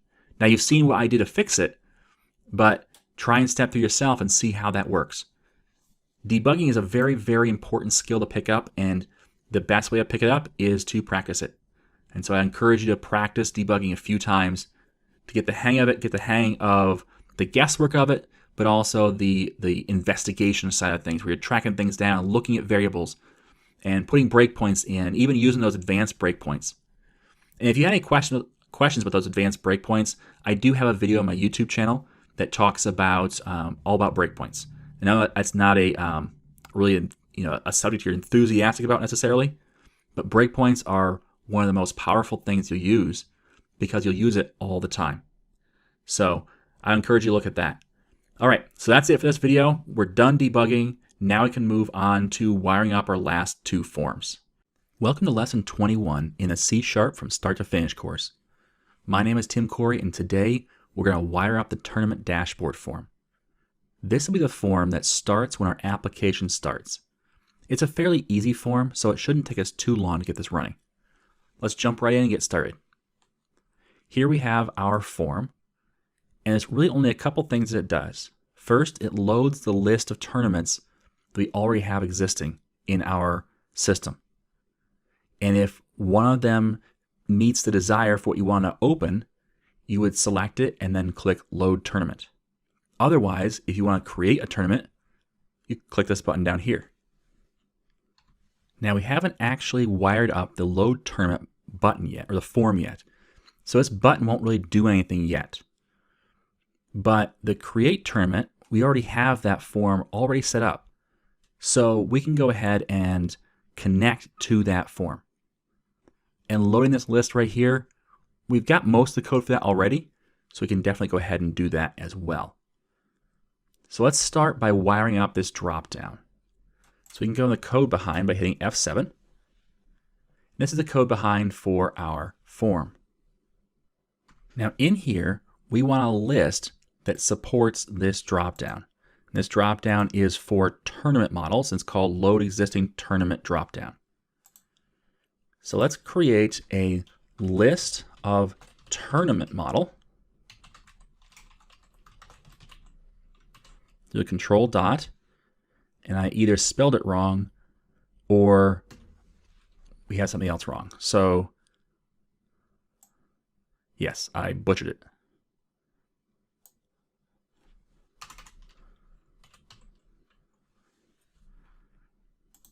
Wow, if I can spell today, that'd be great.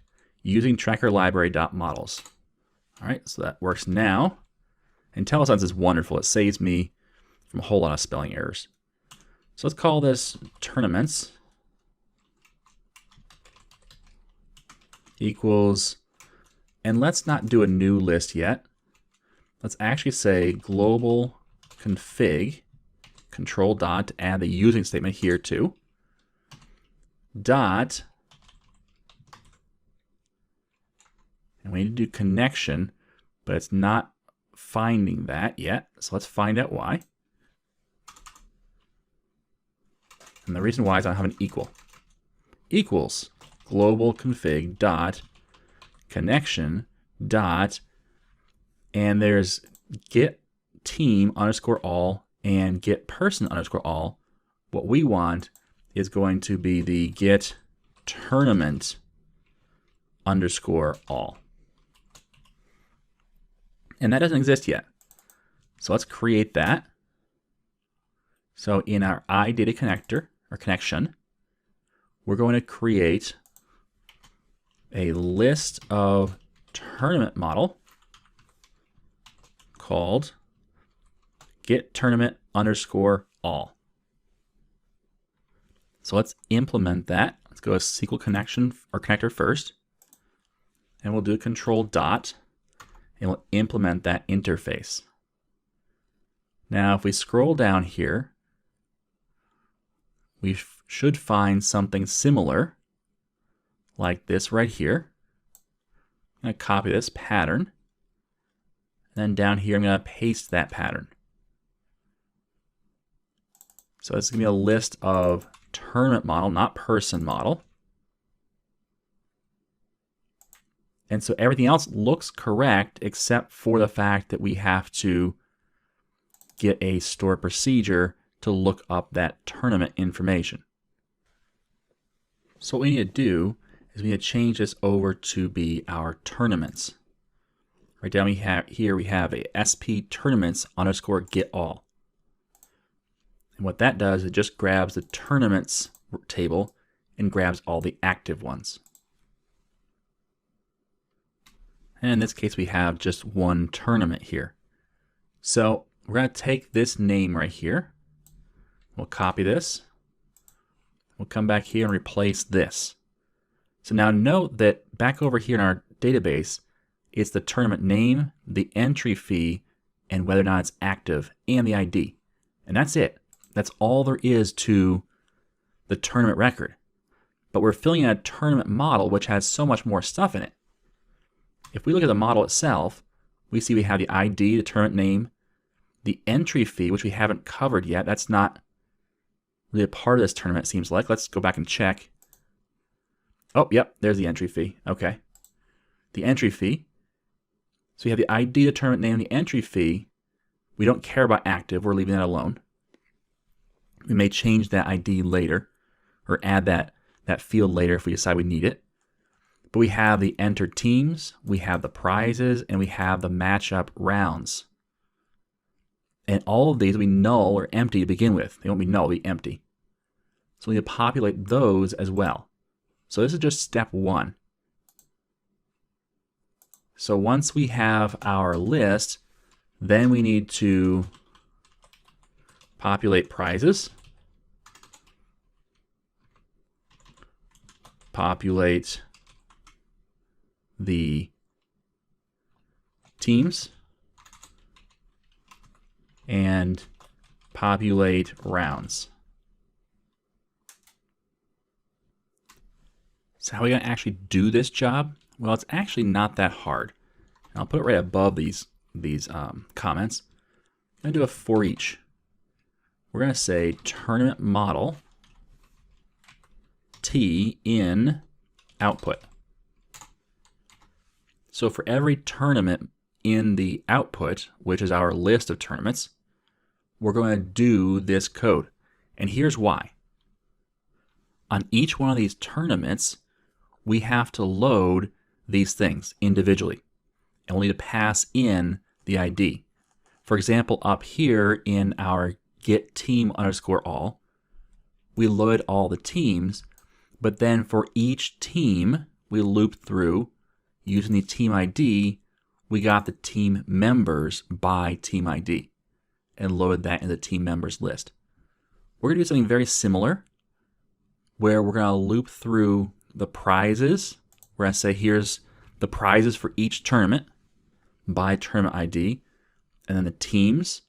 And we'll need to actually, for the teams, go 2 layers deep and get the team members by the team ID. And then from there, we'll also get the rounds and have to go through and get all the different levels there. So it'll be a little bit bigger, but nothing really terribly scary. It's stuff we've done a number of times already in different formats. So let's start with the prizes.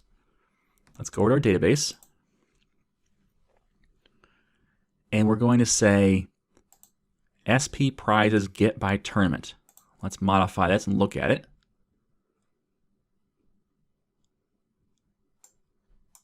It's a little slow. There we go. Okay, so you pass in the tournament ID, and it gives us all the prizes based upon the tournament ID. And it's going to give us back essentially a list that looks like this. So we just need to call this. That's really all there is to it for prizes. So we're going to say t.prizes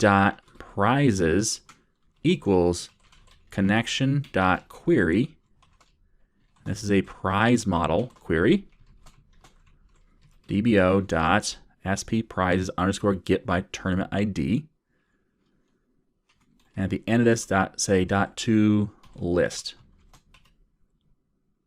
And now our prizes will be populated for each tournament model inside of our list. Next, we need to load the teams. So let's first take this comment. I'm going to cut it out. I'm going to paste it there just so we have that identifying what we're doing. Now for the prizes, for the teams, it's going to look similar to this, where first we load our teams to list, not all of them, but the ones associated with this tournament. And then we take that list and look for each team member based upon that team ID. So let's actually copy that. We'll paste it down below and just change the values as necessary. So t.teams, that's not teams, it's entered teams, equals connection.query team model, but it's not sp team underscore get all. If we go back over to our SQL, we'll see we have a sp team underscore get by tournament. And that's, you pass in the tournament ID, and what will come back is a list of teams for that tournament. So we'll change that. And now we'll do a for each, not on output, but on t.entered teams. And so now for each team in the entered teams list, we'll find all the team members using the same query because that works. That's looking up by team ID, which we have. And so therefore I'd say for each team, the members should be this return value, these people. So that should take care of populating the teams. Again, just using or reusing the same code we had and just tweaking it a bit. We had to use a different stored procedure to get just the teams for this tournament versus all the teams. But that's the only difference between get team underscore all and this one where it got just by the tournament. So that leaves us with the more complicated one, which is the rounds. Let's just paste this in up here, and we'll get rid of it down below. And so this is where we have to populate those rounds. Let's look at our database first and see what we have. We have SP matchups get by tournament and SP matchup entries get by matchup. So that's what we're going to need to look up and use. So let's modify the matchup first. And what this does is it grabs the matchup information based upon the tournament ID. And so if we were to pass a tournament ID in of 1 and run this, we would get back these values. So that's good. So let's just, we won't actually save that change I made to the query. So let's grab the SP matchups get by tournament. And let's look before we do at our matchup model.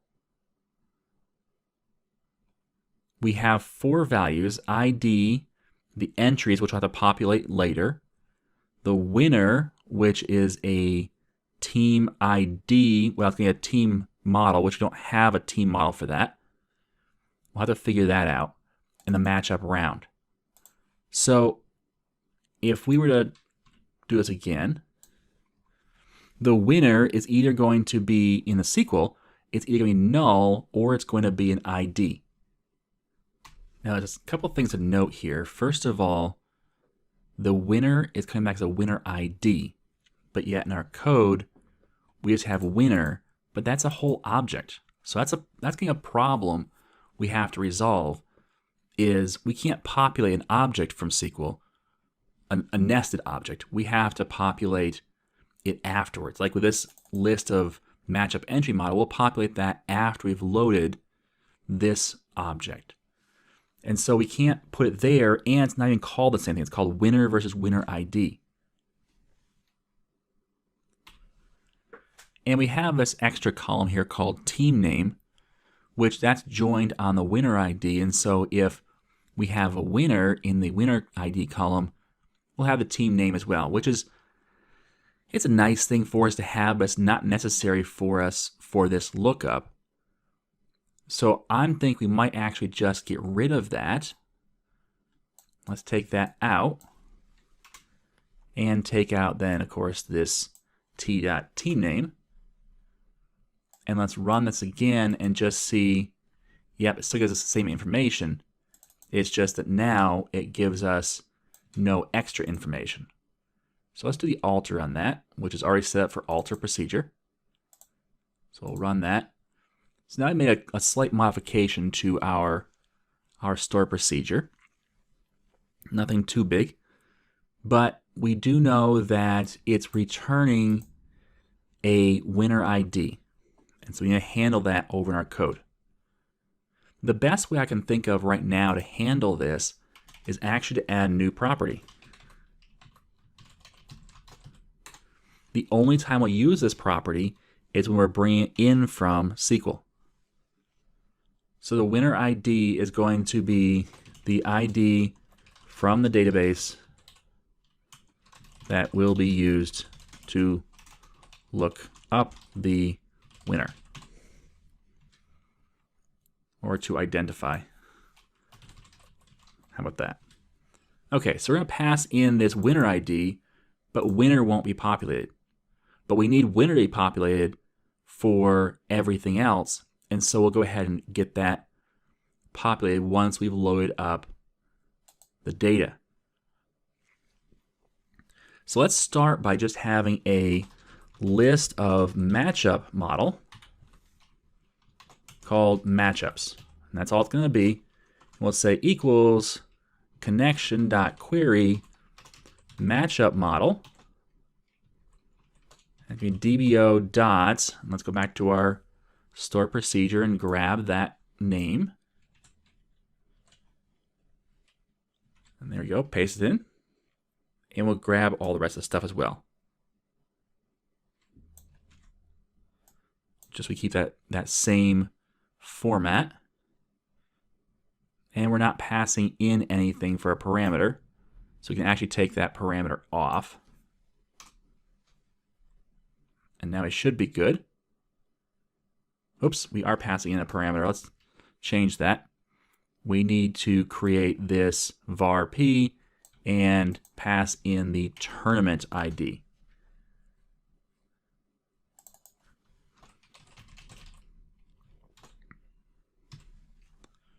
And that is from t.id.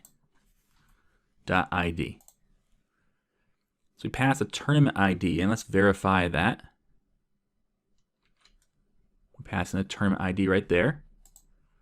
And that's what's used to look up our records and get only the matchups that are for our tournament. Now, once we have them, we need to populate a couple of things. First of all, we need to populate, we're going to do a for each here. And we'll say matchup model m in matchups. And just like up here with our team model, we're going to declare a new lookup. So we'll copy all of this and say, okay, the first thing to do is look up our matchup entries. So it doesn't go into a new variable, it goes into m.entries. And this will be a matchup entry model. We will not pass in our tournament ID, we'll pass in our matchup ID. And so that would be m.id. And how do I know that? Well, back over here in SQL, we created this sp matchup entries underscore get by matchup.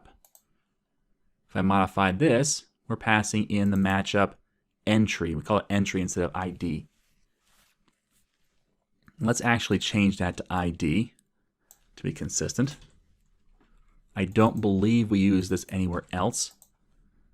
The thing to be cautious about is if you've used a store procedure somewhere else, you just broke it everywhere else.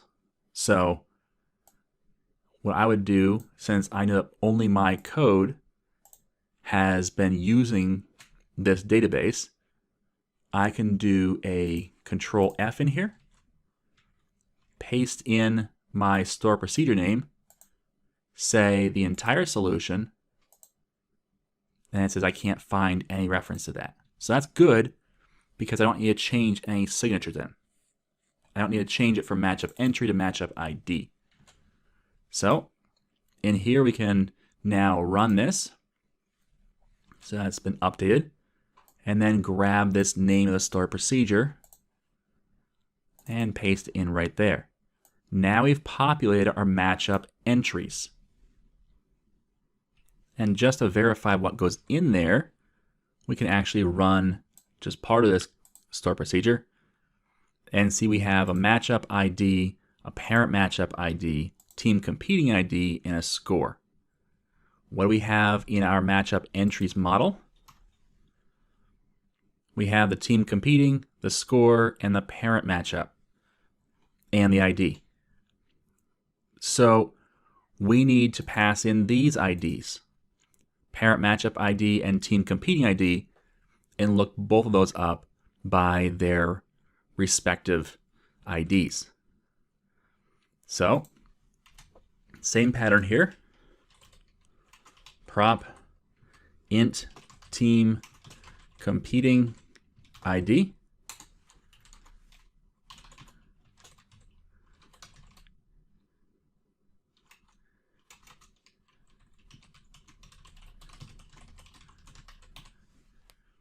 And the parent matchup ID.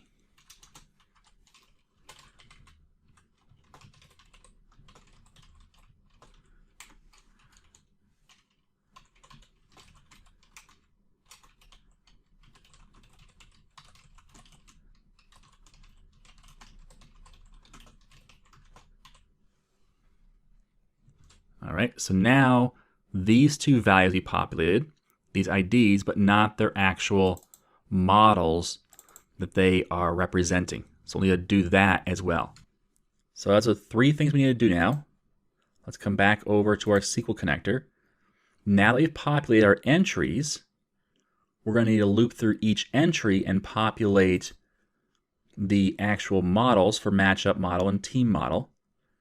And we're also going to need to, outside of the loop for those entries, we'll need to populate our team model based upon the winner ID. So let's get started on that by doing a for each. And if you get a little bit lost, or if you think, oh, I'm going to forget that, don't try and keep it in your head. Write it on a piece of paper or put it in code comments.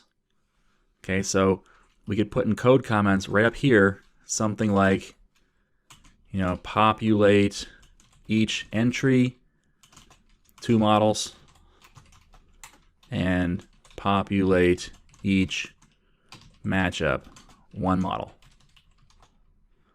Just so we have an idea of what we're doing. And those notes are all up to you, how you want to make them look. So for each matchup entry in entries,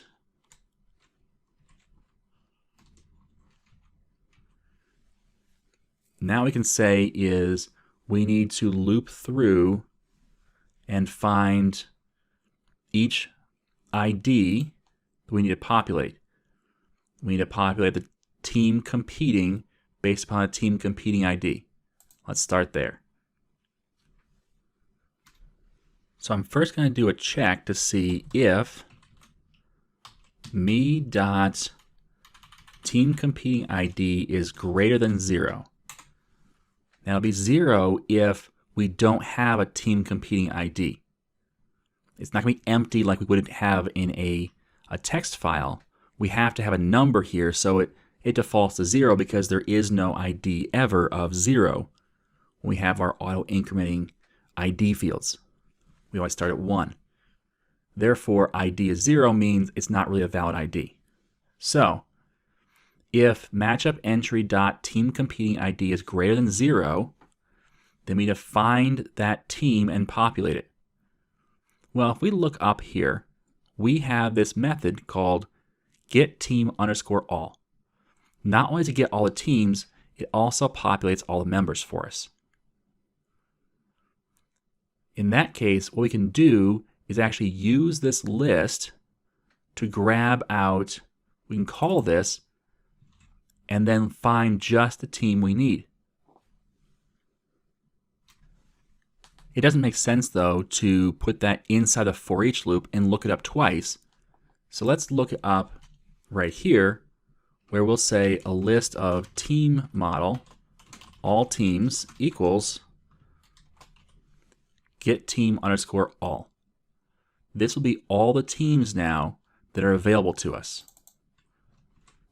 So we can say me.teamCompeting equals all teams dot where x equals greater than x dot ID double equals,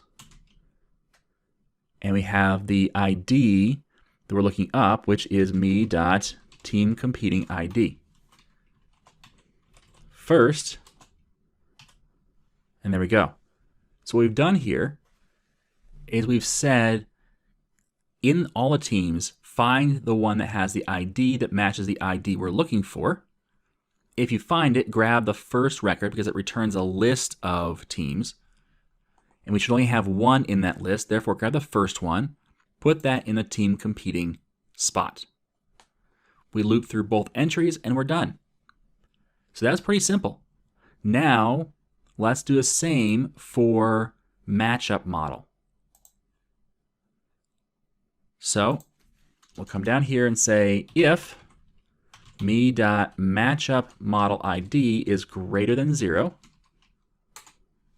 we need to look up the matchup model. And this is where we get a little tricky. And sometimes tricky can be bad, but I think in this case it's okay. And so I want to talk it through with you first though. So right now, we are loading our entire tournament. And one of the steps in doing that is loading all the round information. And the first step we did was we loaded all the matchups. And then we looped through each matchup and said, okay, here's how to populate more information about that matchup. Now these matchups are in order. If we go back over here and look at this stored procedure, let's grab SP matchups get by tournament, I believe is the one. Yep. So if we look here, oops. Well, let's change this to a 1. Notice that the matchup round is in order. Now that's because it's just how it's put in the database, which we could rely on, but let's go even further. Let's change that back. But then we're going to say order by matchup round. And if you don't specify a direction, it will give a direction of ascending. Therefore, if we change this back to 1, run this again, nothing seems to have changed, which is good because that's what we want. But if we ever got out of order in our database, it's not a problem because we're ordering by our matchup round. And we'll update that. So we can rely on the fact that the first matchup in our matchups list that we populate is going to be from round 1. And all round 1 matchups we loaded before we go round 2. Well, this parent ID is for the previous round's information. That means that we should have in this list of matchup model the parent that we're referring to. Therefore, we could say me.parent matchup equals matchups dot where x equals greater than x.id equals double equals me.parent matchup ID. First and done. That should be able to find the parent based on the fact we've already loaded them in. Now it's a little circular, and we've already seen what circular can do if we're not careful, if you don't think through all of the implications. But in this case, the only thing that would really happen is we do this lookup here. If it can't find it, it will blow up on this first. And if that happens, then we'll address it by some other means. But doing this saves us a whole bunch of work of loading every matchup and then doing essentially all of this work for every matchup and then looking up to find the parent ID. So hopefully we can keep this in place. Otherwise, we'll have to go back to the drawing board and figure out a more efficient and a better plan. But I think this should work. So we've gone through the entries. We had 2 models to populate, and that's done. So now back over to matchup model, and we have to get the team model for winner. Well, we're already looking up team information, so we can do that either right below or right above this for each. Let's do it right above. So we're going to say if m, not me, m, dot winner ID is greater than 0, m dot winner equals all teams dot where x equals greater than x dot id double equals m dot winner ID dot first open close paren and semicolon. And now we've populated the matchups model as well. So in theory, we have now loaded all the round information. We have not yet populated the rounds, but we at least loaded it up into this matchups list. Next, we'll have to loop through and put together all of our different rounds. But first, I notice I have an error up here. It's kind of hard to see because you have a 1-character variable. But if you can see that, there's actually a little red squiggly underneath the P. And if I right-click on it, it should come up at some point. Oh, I just have the mouse over, I guess. A local or parameter named P cannot be declared in this scope because that name is used in enclosing local scope to define a local or parameter. Essentially what that's saying is you've declared P in here, but then down below in the parent scope, you declared P again. Well, there's a really easy way to fix this. We can declare P at the using level and then just reload it every time we need it. And that solves that problem quite handily. All right, so that takes care of that error, which is good. Now our file's not yelling at us saying there's an error. But now we have to address the idea of populating these rounds. How are we going to do that? So in case you've lost track of where we're at, let's review. We are trying to get all of our tournaments. So we're looping through every tournament we've returned. And in this loop, the tournament model we're working on is labeled as T. So T.prizes, load that up. T.enterteams, load that up. And then cycle through and add the team members. And then the hard one, or at least the more complicated one, it's not hard, it's just more complicated, came with the rounds. And so now we have this matchups, which if we come down here to the bottom of this 4, notice I'm using my guides here. So I can say at the bottom of this 4, or 4 each, my matchups should be completely taken care of. And now I can loop through and put these into rounds. Now remember, my rounds are a list of matchup model. So how are we going to put this into the right place? Well, let's do a for each on our matchup model. Now we just did a for each, but this for each, we're working on the models. We're adding stuff. I don't want to get the two confused, so I'm going to separate them out. You could put the logic for this in the same for each, but I'm just going to keep it separate, and it makes it a little more understandable what's going on in each section. So for each matchup model M in matchups, same exact signature. So now I can loop through and create my lists. And actually right above here, I'm going to create a list of matchup model called current row. And I will initialize that. I'm also going to capture the int current round. I'm going to start that off in round 1, not round 0. So what's going to happen is I'm going to do a loop. I'm going to say, first of all, if m.matchup_round, which that's an int, if m.matchup_round is greater than current round, that means we've moved to the next round. Now we're doing this right away before we do anything else. And the reason for that is because if we've changed rounds, we have to do some housekeeping before we add that anywhere. So if the round has changed, what we're going to do is say that t.rounds.add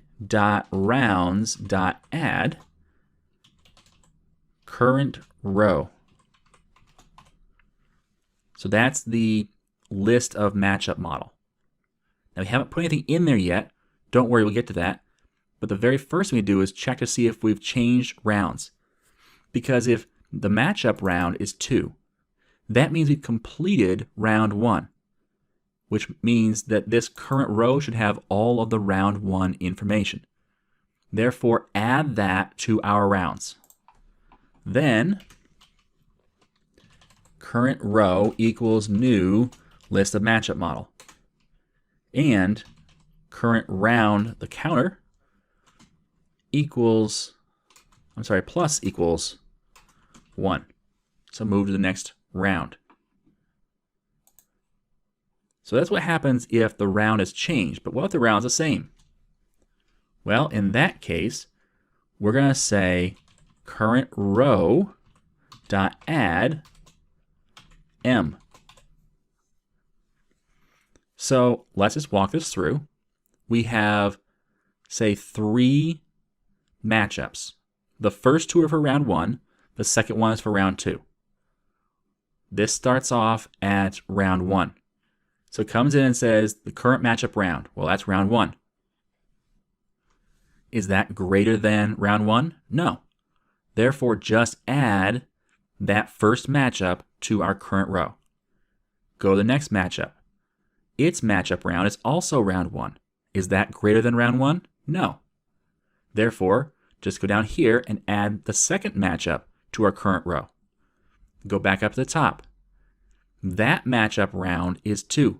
Is that greater than the current round? Yes. Therefore, add the current row, which is those 2 matchups, add that to the rounds. So our list of matchup model, which contains 2 matchups, gets added to our rounds.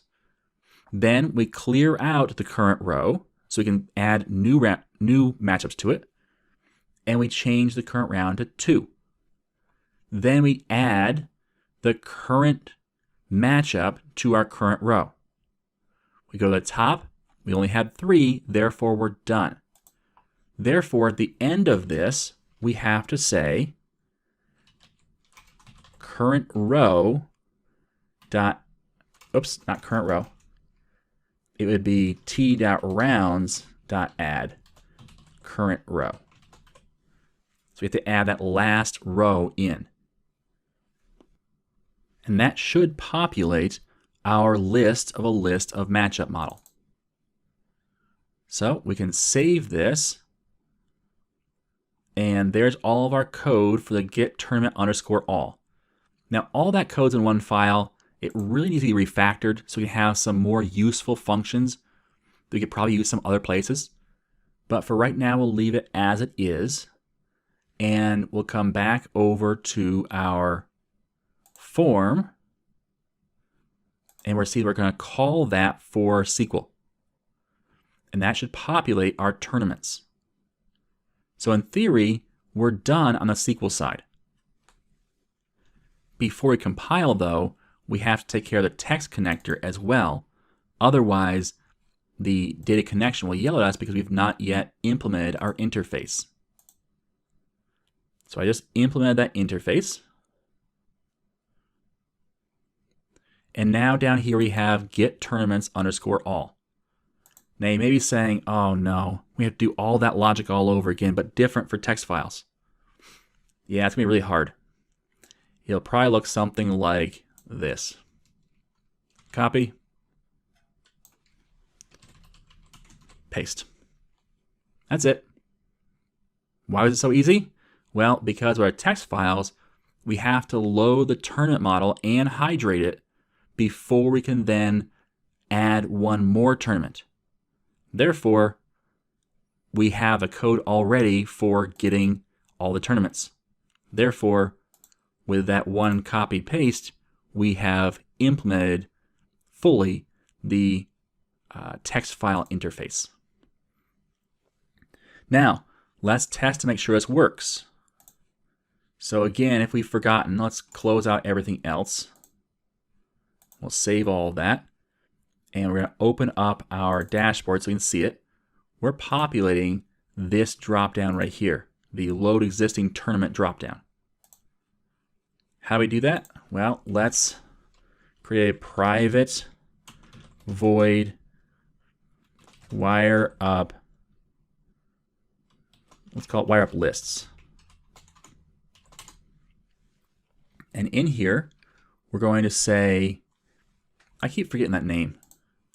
This is called the load existing tournament dropdown. So we're going to say load existing tournament dropdown dot data source equals tournaments. And then we're going to say load existing tournament dropdown. Boy, that's a long name. Dot display member equals, and we have to pick one property from our tournament model. If we look, tournament name sounds pretty good. We don't have to create any kind of other property for it. That one's pretty descriptive. So now we just need to call this wire up lists, and as long as we do it after we initialize our list, which we are because we're in the constructor and this has already been run. So once we populate this and then run this, which just happens in the constructor, then we should have a dropdown that's filled with all our tournaments. Now let's run this to find out, but in order to do that, we have to go to Program. We can keep it text file for now, but we shouldn't be using the create tournament form. We should be using the tournament dashboard form, the form we eventually want to be the startup form. So let's run this. And now if we move our file over, we have it might work and now question mark. Those are the two tournaments we have in our list. That works. Let's change this over to be the SQL connector. Run it again. And we get an error. And before we even read the error message, hopefully by looking at the code, you should be able to spot our issue. In fact, you may have been yelling at the screen saying, Tim, you forgot something. Tim, you forgot something. Yeah, that's a pretty glaring one I forgot. So let's look at what the error says in case you haven't caught on yet. And no worries if you haven't.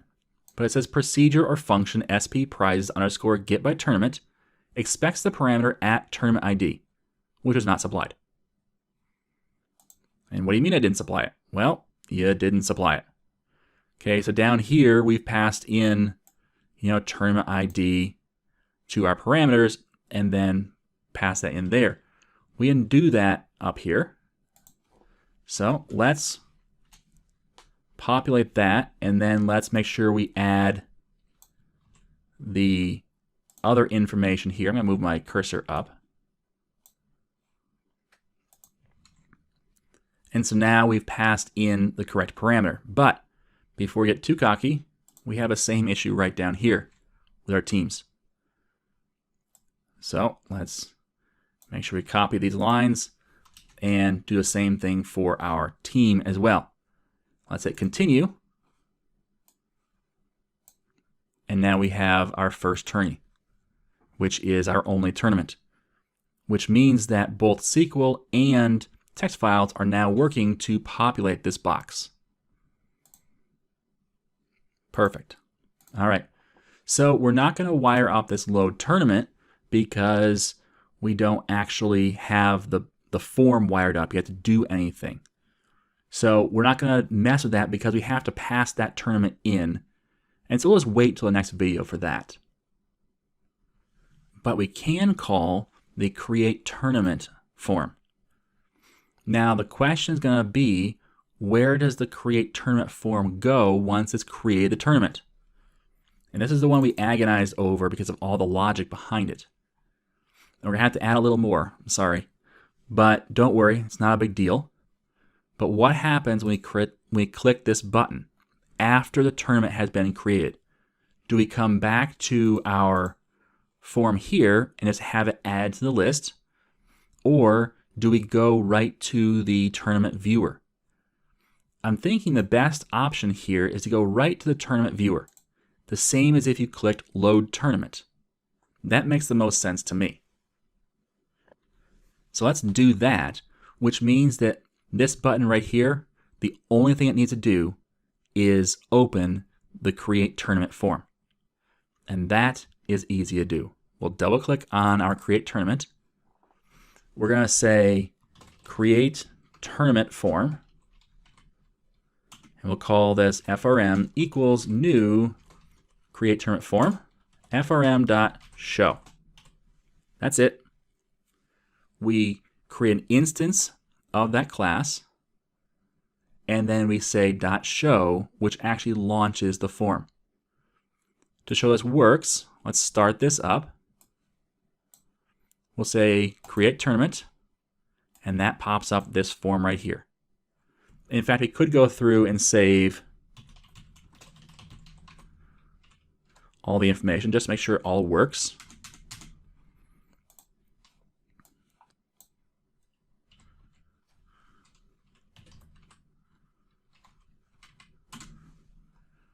And let's add another prize as well. Just we have a couple prizes in here. I'll make this 25. So now we have 3 teams, 2 prizes, and we can say create tournament, which seems to do nothing. And that's okay because it will go to that other form when it's done. But if we were to start this back up, our drop-down should now have first tourney and second tourney. Now, why did I stop it and restart it? Well, when you create that tournament, it never loaded this back up. It never said, hey, you know, we've loaded, we need a new tournament loaded. So we can also address that in a future video as an improvement to actually make sure we refresh this list whenever a tournament is created. But for today, this form is done. We've gotten all the work done it needs to do. We load the list, which is a little tricky for SQL. It was very, very easy for text files. And we wired up the create tournament button to actually launch the create tournament form. So that's it for today. In our next video, we're going to tackle the tournament viewer form and get that started. The tournament viewer form is our last form we have to do. And just to give you a quick preview, we're going to load all the rounds into our list here and say round 1, round 2, round 3. And based upon which round, we're going to display all the information about that round. And we're going to wire this checkbox to make sure we say if you want to have only unplayed games listed in the list or not. When we select a matchup, it's going to allow us to see which 2 teams are playing, and then we can enter in a score and hit the score button, which will identify who the winner is, who the loser is, and mark that matchup as complete. So there's a couple things we have to do there, but that will allow us to walk through the entire tournament and complete all the matchups. So we're getting very close. This is the last form we have to tackle before we come back through and do a couple things like exception handling and logging and other cleanup like sending email out. And if you're one of the paid subscribers, you'll also get the video on how to send text messages, which will be fun. Welcome to Lesson 22 in the C# from Start to Finish course. My name is Tim Corey, and today we're going to get started on the tournament viewer form. I decided to break this form up into a couple parts so we can make each part smaller. Today, we're going to wire up all the fields, but we won't be saving any of the data to the database or the text files. We'll leave that for next lesson. Let's get started. Here is our tournament viewer form. And what this does is it displays our tournament name, the number of rounds we have, and when we select a round, it's going to display the matchups for that round. If we check this box, then we'll only see the games or the matchups that have not yet been played, which will mean this list will get smaller and smaller as we play games. When we select a matchup in this list, Team 1's name should populate over here, Team 2's name should populate down here, and then a score for each should be filled in starting at 0. But then we can change this by filling in the values and hitting score. Now, we'll do all the way through a score button, but we won't actually save a data anywhere. It'll just be on the form itself that we make the changes. So let's start by figuring out where we get the tournament object from. And I think that's pretty straightforward. We've done it before. We need to pass that in to our tournament viewer form. Essentially what we're saying is we don't know which tournament you want. This is not a tournament lookup form. That would be the dashboard. The dashboard, we find all the tournaments and say which one do you want. The tournament viewer form just views a tournament. Therefore, let's pass in tournament model and do control dot and add the using statement.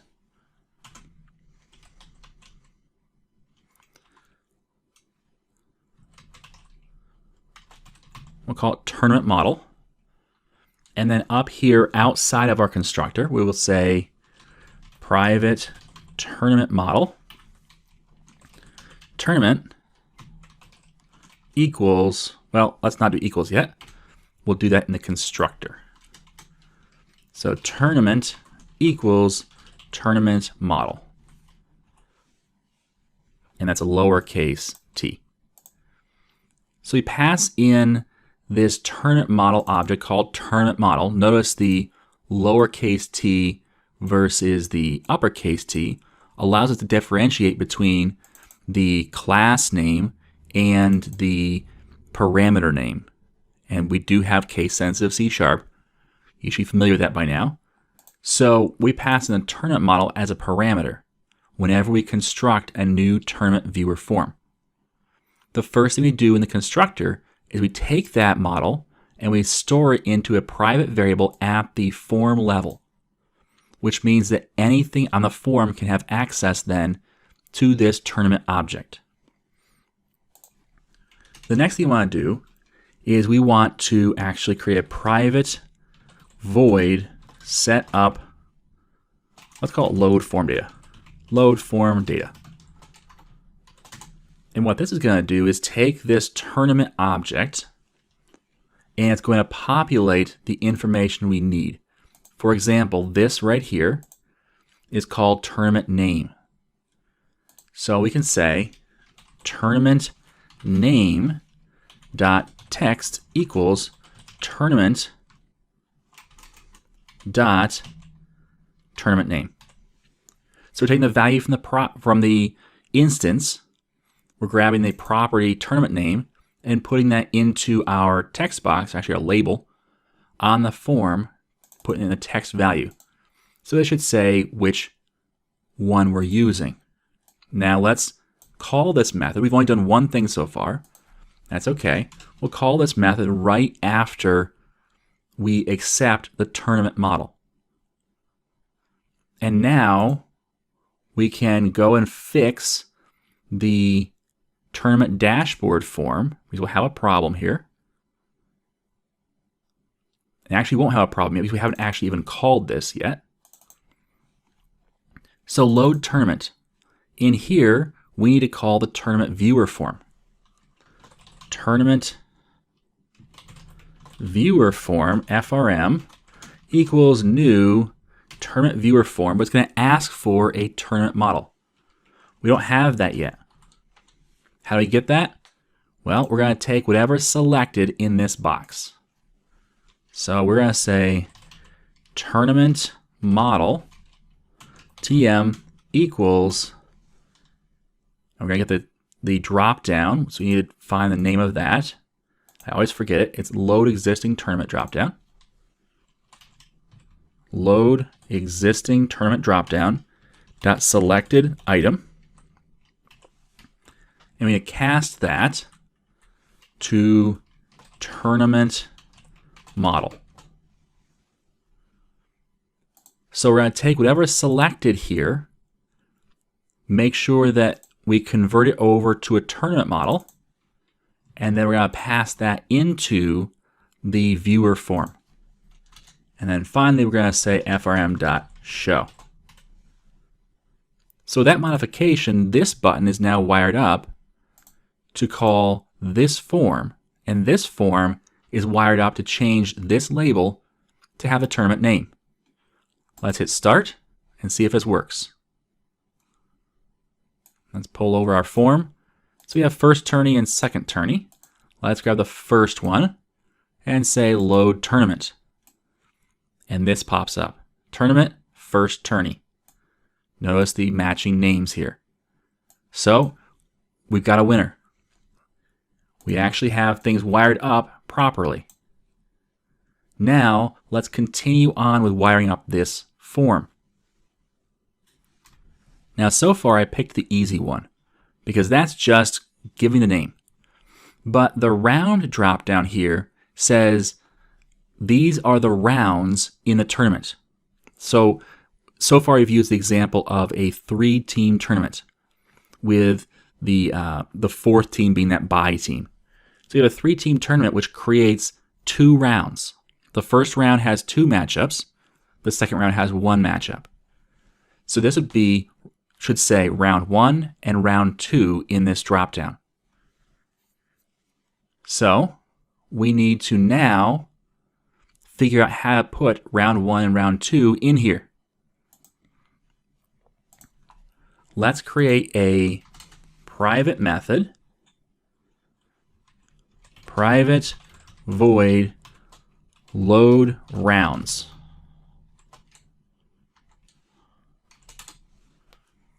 Let's call this load round. Let's call it load round. That's fine. And then up here, we're going to create a list of string. We're going to call this rounds equals new list of string.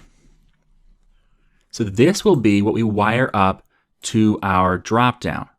And it's just a list of string.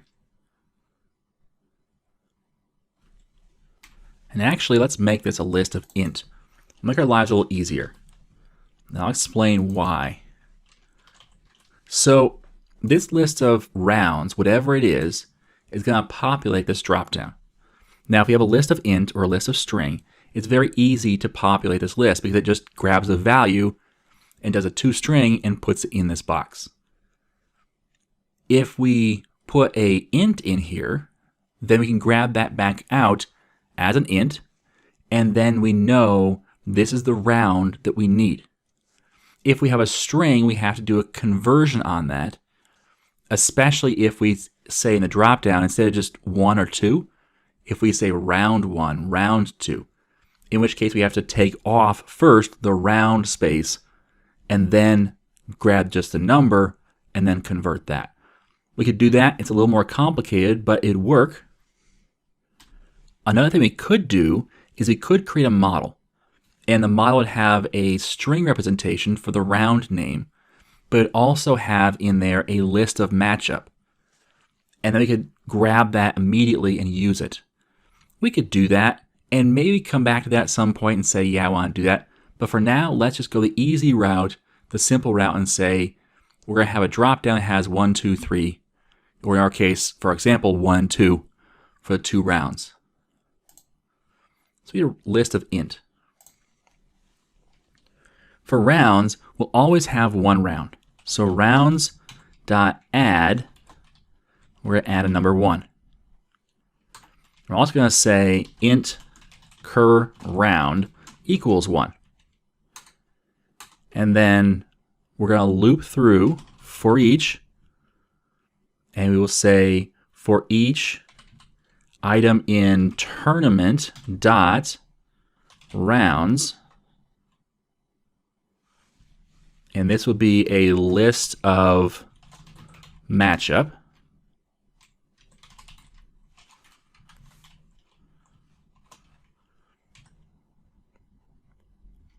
And we'll call this matchups, sorry. And we'll create the appropriate closing angle bracket. So in here, we now have a list of our matchups. These are each of our rounds.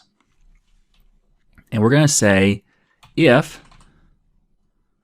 matchups dot first dot matchup round is greater than current round.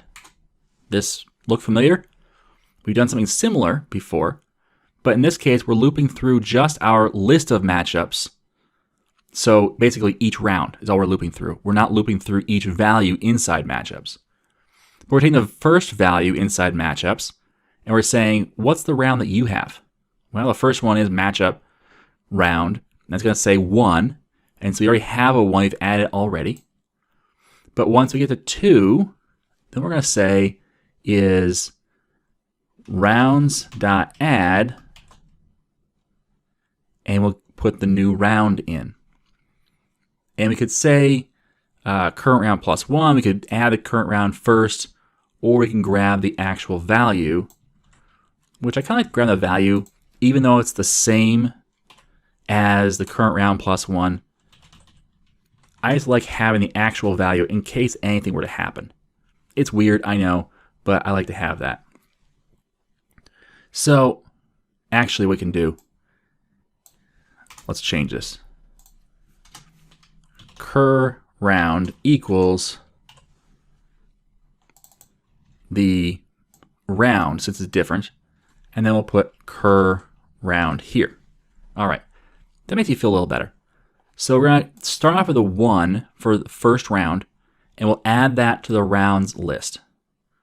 But then if the current set of matchups, if the first value's matchup round is greater than the current round, the first time through being 1, so if it's a 2, then take that value, put it into our current round. So now current round is 2.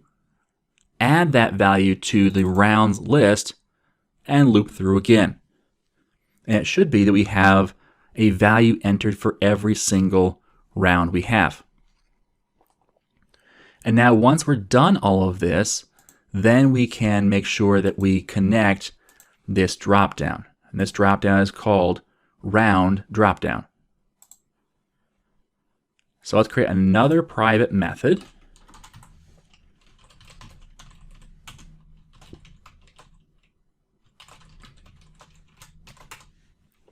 And we will say that the round dropdown data source, we're going to start off at null. So we'll wipe it out if there's a value already there. And then we'll say round dropdown data source equals rounds.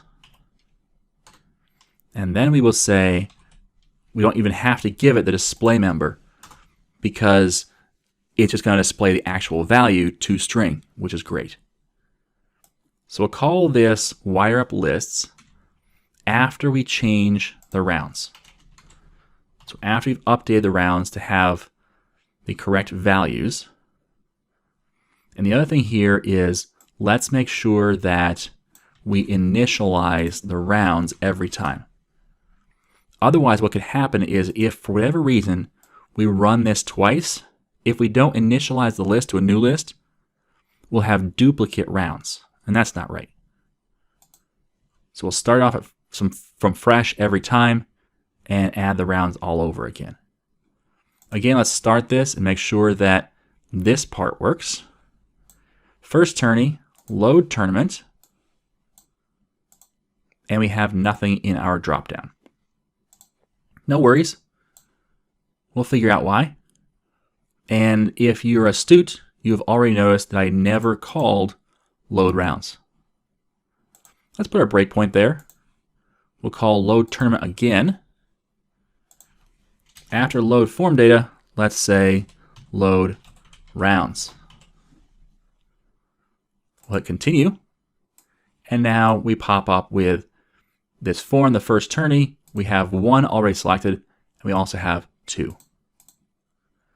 There's our rounds. Now we should populate this list. Now that list should be populated based upon a change in the value here. So let's go over to our properties window. Let's first stop this. Let's go to our properties window. I'm actually going to pin this. And for this drop down, I'm going to go over here to my events, change to events. And if you notice, the selected index changed is the default event. That's what I want. So in the right-hand side over here, I'm going to double click, and it created the event for me. Now every time that we change which item is selected in this dropdown, it will fire that event, and we can update this matchup list box. Now I'm actually going to call a private method. How'd you guess? I love private methods.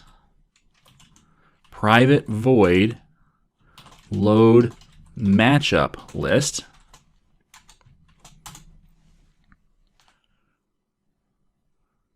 Actually, let's call it load matchups so it can be similar to load rounds. So load matchups. We'll call that from our dropdown.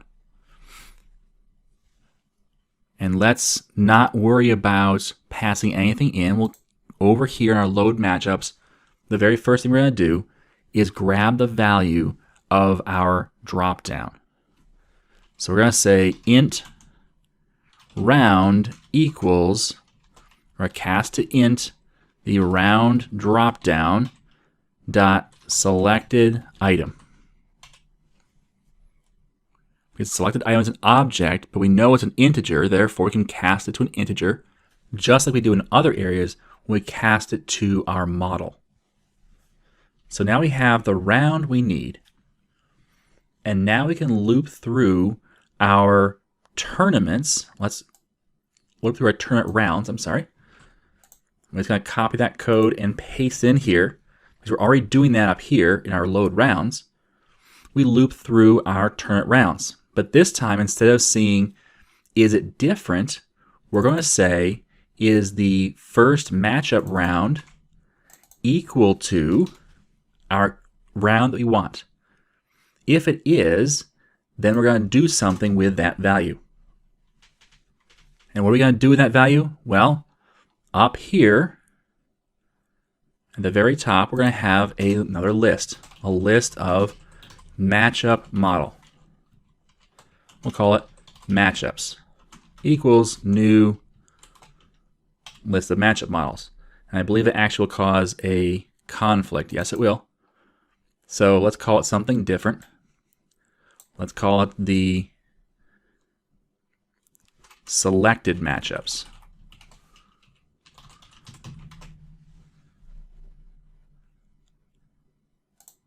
All right. So we're going to have a selected matchups. And this will be what we have for our matchup listbox.dataSource equals selected matchups. And we'll actually set it to null first.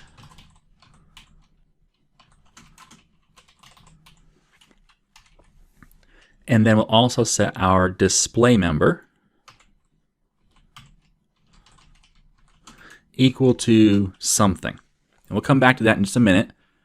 But first, we need to come down here and actually set our selected matchups equals matchups. And where do we get that matchups from? Well, that's what we're looping through. We're looping through each round in our tournament. And we find a round that has the first entry has a matchup round equal to the round we want. We grab all the matchups, we grab all of them, and put them into our selected matchups. And the last thing we would do is call our wire up lists.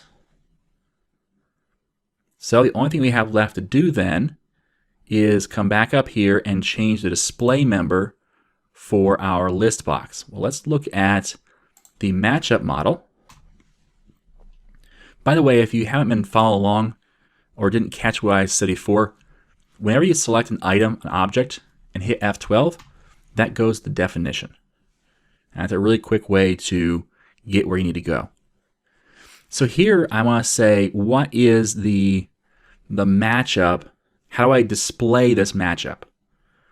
And that's kind of hard because there's not really a good value. There's an ID, that doesn't really help anything. There's a winner ID, doesn't help. There's the winner, well, we don't know if there is a winner yet. There's the matchup round, don't really care, we know what that is already. So therefore, we're left with entries, which is a list of matchup entry model. Not helpful.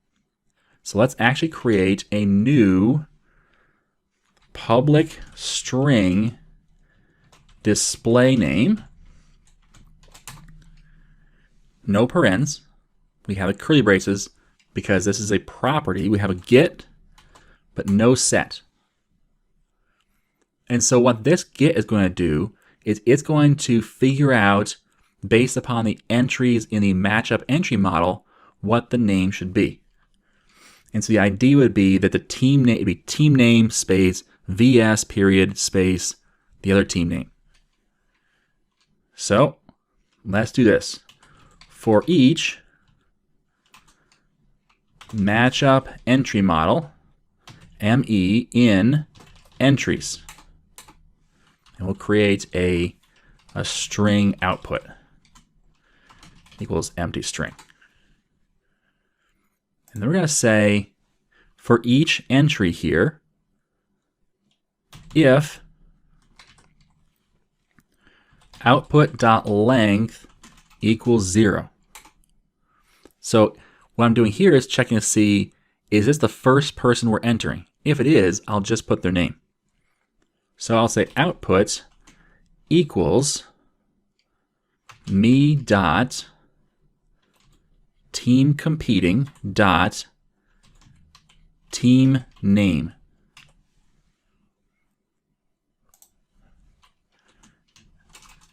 Else output plus equals, and let's add the $ string notation, the string interpolation if you want to be precise. That's just a big word for putting stuff together in a string. So I'll put a $ inside the quotes, I'll put a space, then VS period space, and then my curly brace, me dot team competing dot team name. And then the curly brace to close it. So why can I call the same value? Well, we're looping through each entry in our list of entries. Our list of entries are up here. So if we have one entry, it's going to come down here and say, okay, the first entry, output length is 0 because we have it set to empty string to start with. Therefore, the output is going to be the team name. So think about the bye week. With bye week, we only have one team in a matchup. Therefore, the bye week would just have a team name. Whereas, if we have two teams, after it does this and sets the output, it's going to loop through for the next team and say, nope, the output length is not equal to 0, therefore I call this. So I have team name over here, and that's going to be space versus space and the other team name. And now we can return all of this. And this is a read-only property now we can have access to. Copy this value, save our model, come back over here to the display member and paste in display name. Let's see this work. I will select our tournament. And notice already we have uncanny losers in the first entry and team first place versus Sue's team in the second entry. Round number 2, we're going to have an issue. I can't select round number 2. We have a bug that causes a problem. So let's see what that problem is before we go any further. I think I have an idea of what that is because when we select round number 2, what it's going to say is, oh, wait. I don't have any team names. So what do? And it's going to throw an error. So that's my guess. Let's go over to our matchup model and actually put a breakpoint at the very beginning here and then try to change our round to round number 2. Excellent, we get there. And it says there's one entry. And it says the team competing. There's 2 of them. Nope. This is still round 1. We run again. Entries 2. This is still round 1. But now we have entries 2 with a team competing of Sue's team and team first place. That's still round 1. Entries of 1, team competing 2. It's the Uncanny Losers. So we've got some kind of issue here we got to figure out, because that shouldn't be what it's doing. So let's take a step back and go to where we're actually changing this in the event. And that's down here where we say load matchups. Now let's fire off this event and change this to 2. And we're going to go right to the load matchups. And the very first thing we're going to do is find a selected item. And if we see here, dropdown.selected item equals 2. So the round is going to be 2. And yes, it in fact is. And now we're going to loop through all of our rounds. And in round 2, we should find this object. But notice we have this display name error. I'm wondering if that's going to cause us a problem, even though we don't actually throw an error. But let's see. It's going to say for the first round items, do we have a match on the round number? So the first, I'm going to say matchup round, that's 1. Does 1 equal 2? Nope. Therefore, we're going to go to the next one and say, does the matchup for this, does its round, which is 2, equal 2? And it does. Therefore, we go to selected matchups equals this list.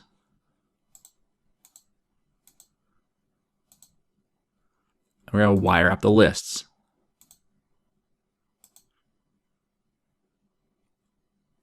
And immediately we fire this event again that says load matchups.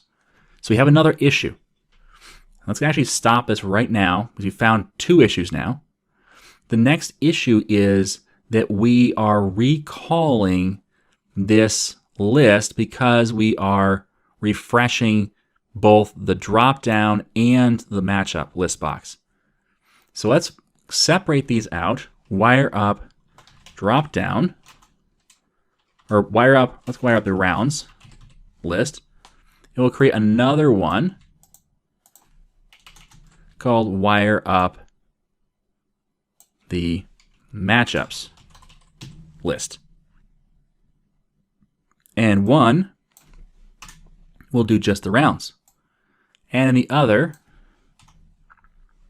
we will do just the matchups.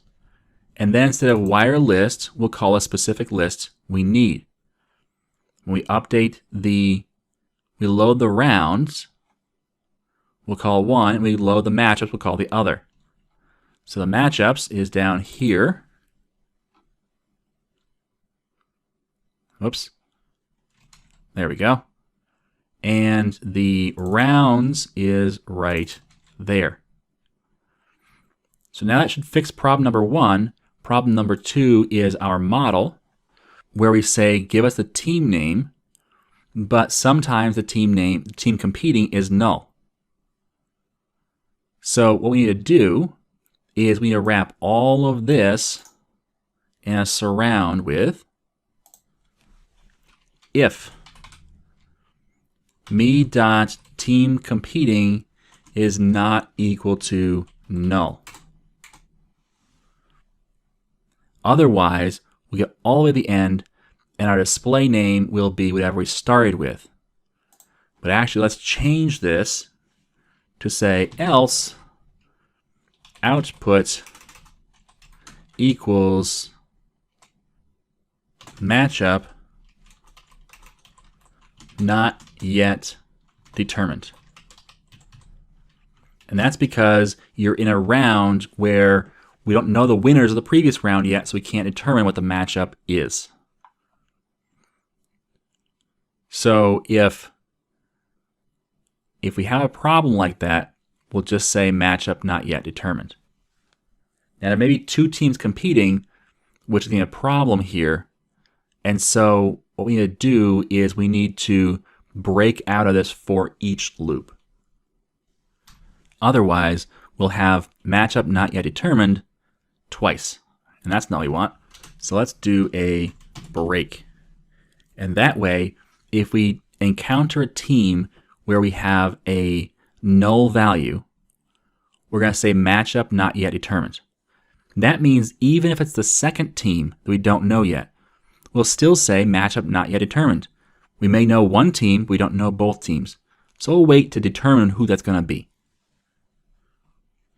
So that should fix that other problem, but let's see if it actually does. Always test your assumptions. So we have round 1, that's cool. Round 2, matchup not yet determined. Excellent. Round 1, uncanny losers, team first place versus Sue's team. Perfect. Now, let's modify it so that whenever the value here changes, we update team 1, team 2 to be actual team names, and the scores to have the actual score values if there are any, and then we can wire the score button after that. So let's start off by just saying, whoever selected here, update this information. So let's go back to our code behind. Let's actually close out these other things. I like having an uncluttered workspace up top. And I'll unpin this as well. I'll unpin this. Okay, so now what we want to do is whenever this value changes, which one selected, we want to populate this information.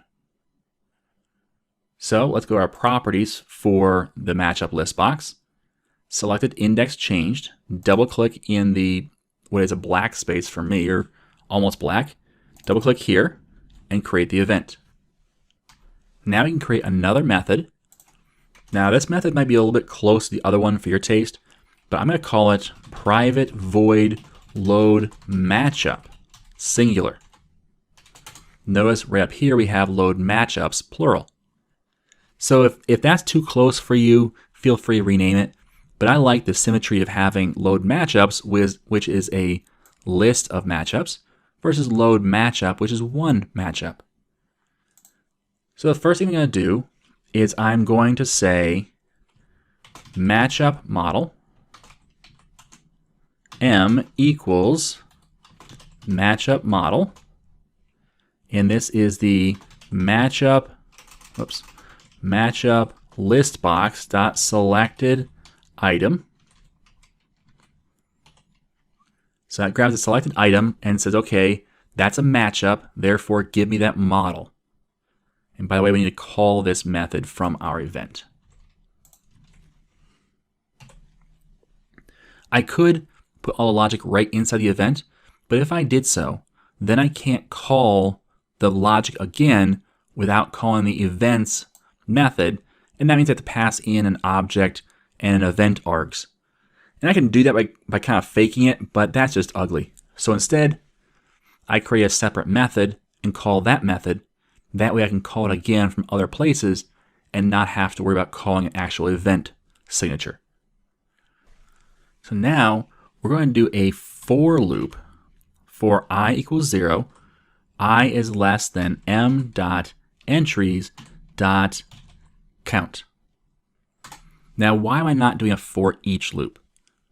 Well, the difference is in a for loop, I have the int I, which I can use to determine is this the first one or the second one, which is important because if you notice, I have team 1 and I have team 2. So if I equals 0, then I can do something. Now I could ignore the for loop, not put it in there, and just do a m.entries with a position 0 and 1 for position 1. The problem is I then have to do a check to make sure there's 2 entries. Remember that for our first matchup, we have a bye week. There's only 1 entry. Therefore, it'd throw an error when we try to reach entry number 2 in that matchup. So This way, the for loop, it will loop through the entries however many there are. 0, 1, 2. And I only care about 1, well, actually 0 and 1. So therefore, if I do more than 2, it's not going to do anything. And if I do less than 2, it will just take care of the first one. So if I equals 0, let's grab these properties. This property name is team1 name. And this is probably team1 score. Yep. So team1 name and team1 score value. Team1 name dot text equals m.entries at array position 0 dot team competing dot team name. Now you may have already realized we're going to have a problem here, or a bug here, if the team competing is null. So we'll surround this with an if statement. If m.entries at 0, team competing is not equal to null. Otherwise, we have to do something. Team1 name.text equals not yet set. Now we also need to get a score. So we're going to say the team1 score value dot text equals m.entries position 0 dot score. We have to do a .to string on that because score is a double, and you cannot just put a double into a string. You have to convert it to a string, which this method toString does for us. Now, if a team is not yet set, what should the score be? It should probably be just blank, I would assume. Not even 0. So let's just put it at blank. So that's for position 1. We can just copy this and do it for position 2, well, second position, which is I equals 1. Again, zero-based counting makes for a little confusing talking because this is the first one, this is the second one. The first one is at position 0, the second one is at position 1. So I apologize if it's a little confusing, but I'll try to keep it clear. All right, I'm going to change all the values to 1 instead of 0. And now I have to change all of the team 1s to say team 2.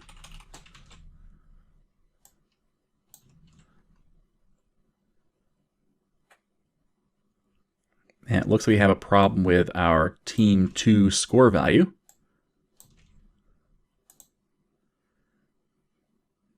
And let's find out why. What's this called? Team 2 score text. Well, we need to change that because we can't have one called text and one called value. So let's change this to say value. Consistency is key.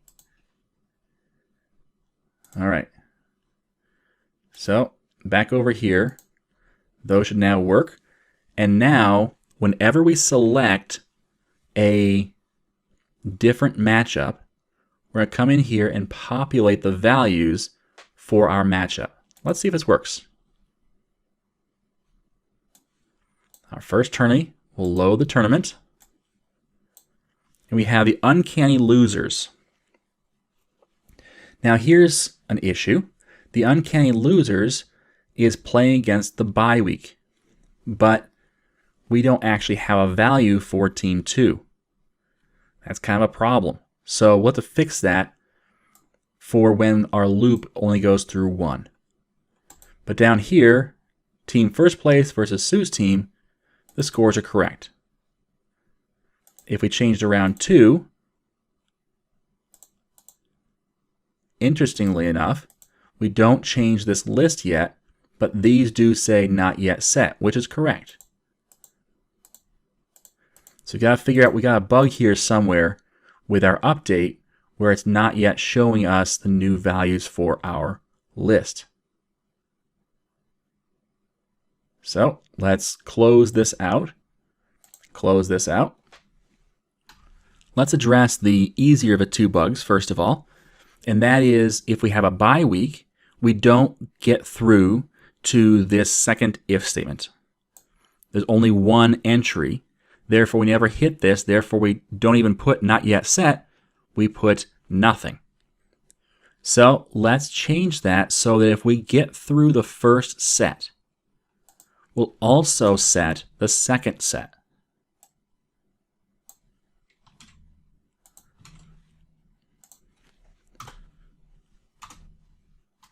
So we'll say team2 name equals, and we'll put in brackets BYE for bye, and the value for the score is 0. So that should solve the first problem.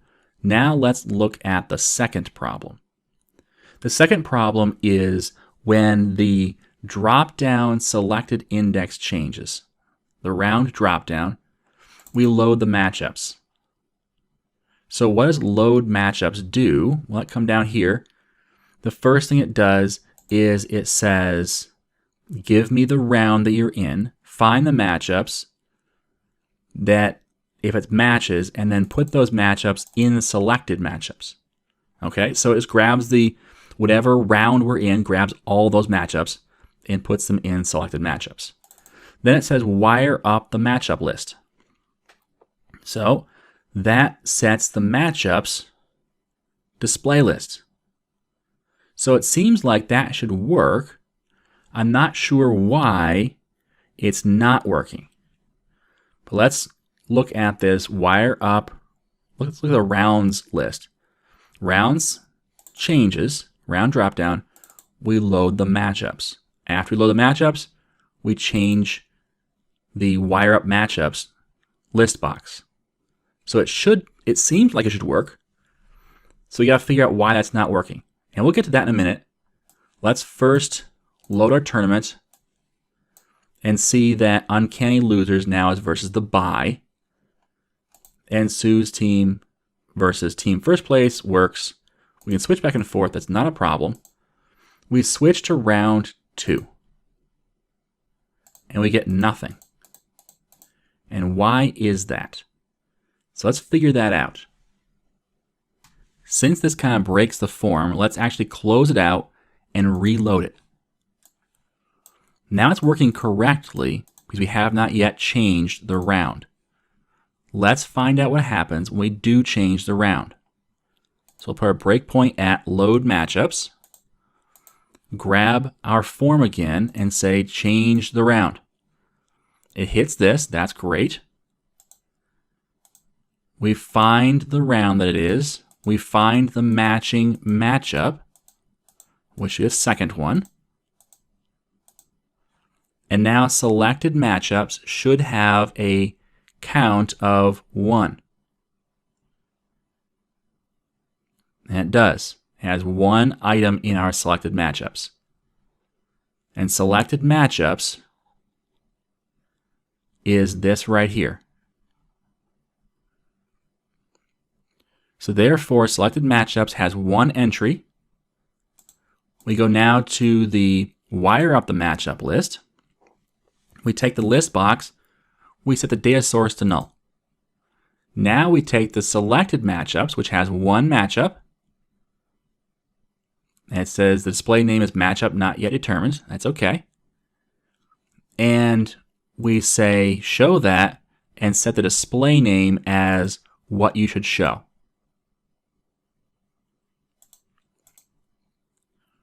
And now we're going to run again the drop-down selected index changed.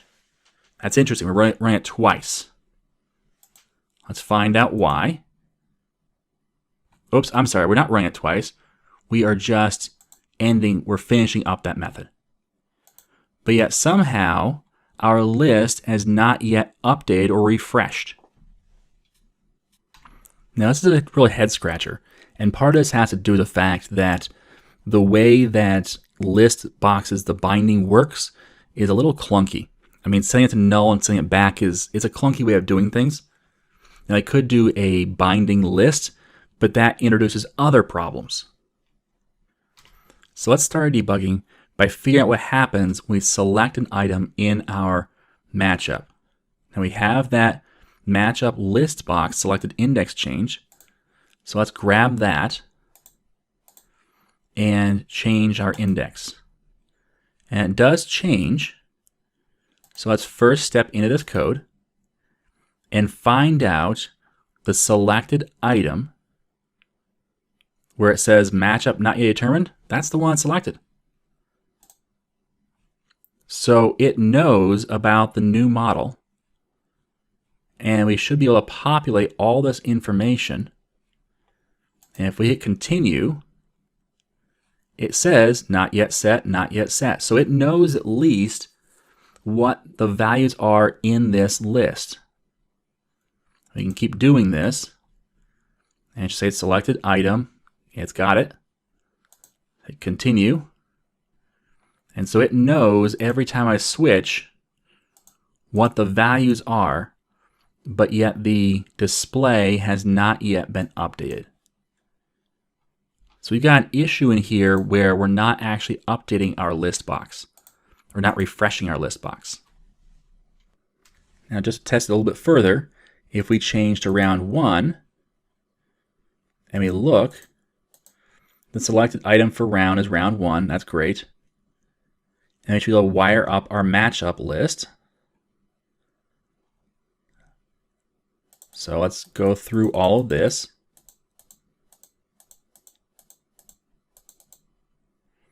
And it's going to say, okay, now we need to wire up our data source for our matchups. And our selected items is 2. That's correct. And the original 2. And so now we set our data source to be null. Then we set our data source to be selected matchups. Set the display member. And now we're done with that. And now we have uncanny losers and first place team back. But yet I can't actually change my list box. The selected item doesn't actually refresh. So there's some wonkiness going on with our list box and our dropdown that we're going to need to diagnose and fix. And it's going to be a little bit of trial and error, which all debugging is. But the first thing I'm going to try is I'm actually going to change how we do our binding. It used to be that we have this idea of, let's actually stop our application. We used to have this idea of binding source, and we'd call it something like rounds binding equals new binding source, and then we'd have another one for our matchups. So we'd call it matchups binding equals new binding source. And then when we actually wired things up, we wouldn't wire directly to our list. Instead, what we do is we would say rounds binding dot data source equals rounds.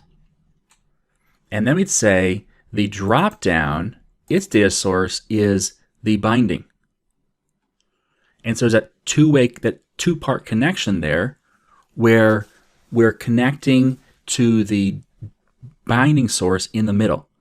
So on one side is our dropdown, on the other side is our list, and in the middle between the two is our binding.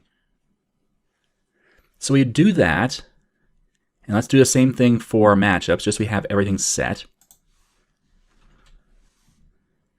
And so we'd say matchup binding. What's our matchup binding called? Matchups binding dot data source equals selected matchups, and then our binding source is the data source for our list box. We keep the display member as it is. So that's what we used to do, but then anytime we called these two, instead of doing a wire up rounds list, what we'd say is rounds binding dot reset bindings. And it's going to ask for a true or false for the metadata changed. And that means that the information around the data has changed, which we can pass in false, if we can spell it right. And now we set the bindings just for the rounds. And then down here, wire up matchup list. Instead of doing that, we would say matchups binding dot reset bindings, false, to reset the bindings for the matchup list. Now, I'll put these in methods, but I want you to see what we do. I want to test it out and see if putting a binding source in the middle will help our issue. So we're going to run this again. And now we have nothing here. Excellent. So we've got some kind of issue we have to take care of first, because our tournament comes out as blank even though we have the first tourney in the tournament name. So we didn't do something quite right with our binding source. So we have our rounds binding and matchup binding. And once we load the rounds, right here we have this load rounds. We should load the rounds up, and we do need to, at that point, wire up our rounds list. Or, short of that, what we can do is in our constructor, we can wire up the rounds list.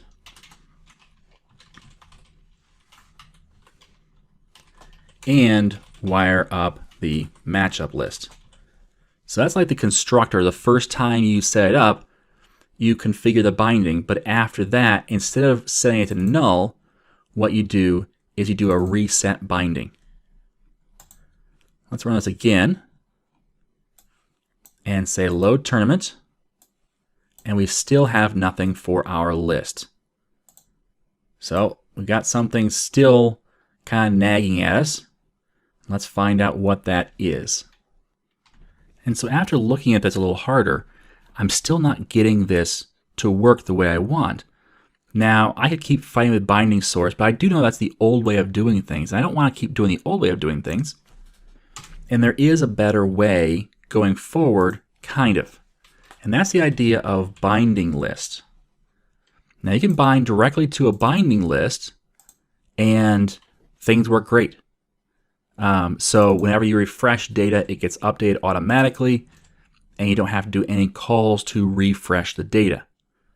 The only problem with this is we can at least eliminate the idea of wiring up our data sources, or at least mostly eliminate that.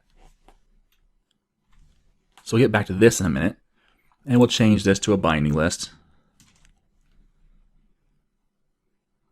And we don't need to do resets. And so now we have only a few errors left, but one of the errors is this right here. Selected matchup, which is a binding list, equals matchups. Well, we can't convert a list to a binding list. Essentially, we need to convert every one of our lists to a binding list instead whenever we're using it as a binding list. Fortunately, this is not too hard. We can say equals new binding list of matchup model, and then pass in an I list, which list is an I list. Remember, I in front of something usually means interface. In this case, it does. List implements the interface I list. So therefore, we can pass in this list to the new constructor. So new binding list, pass in a list, it will populate then the selected matchups. So that should work for that.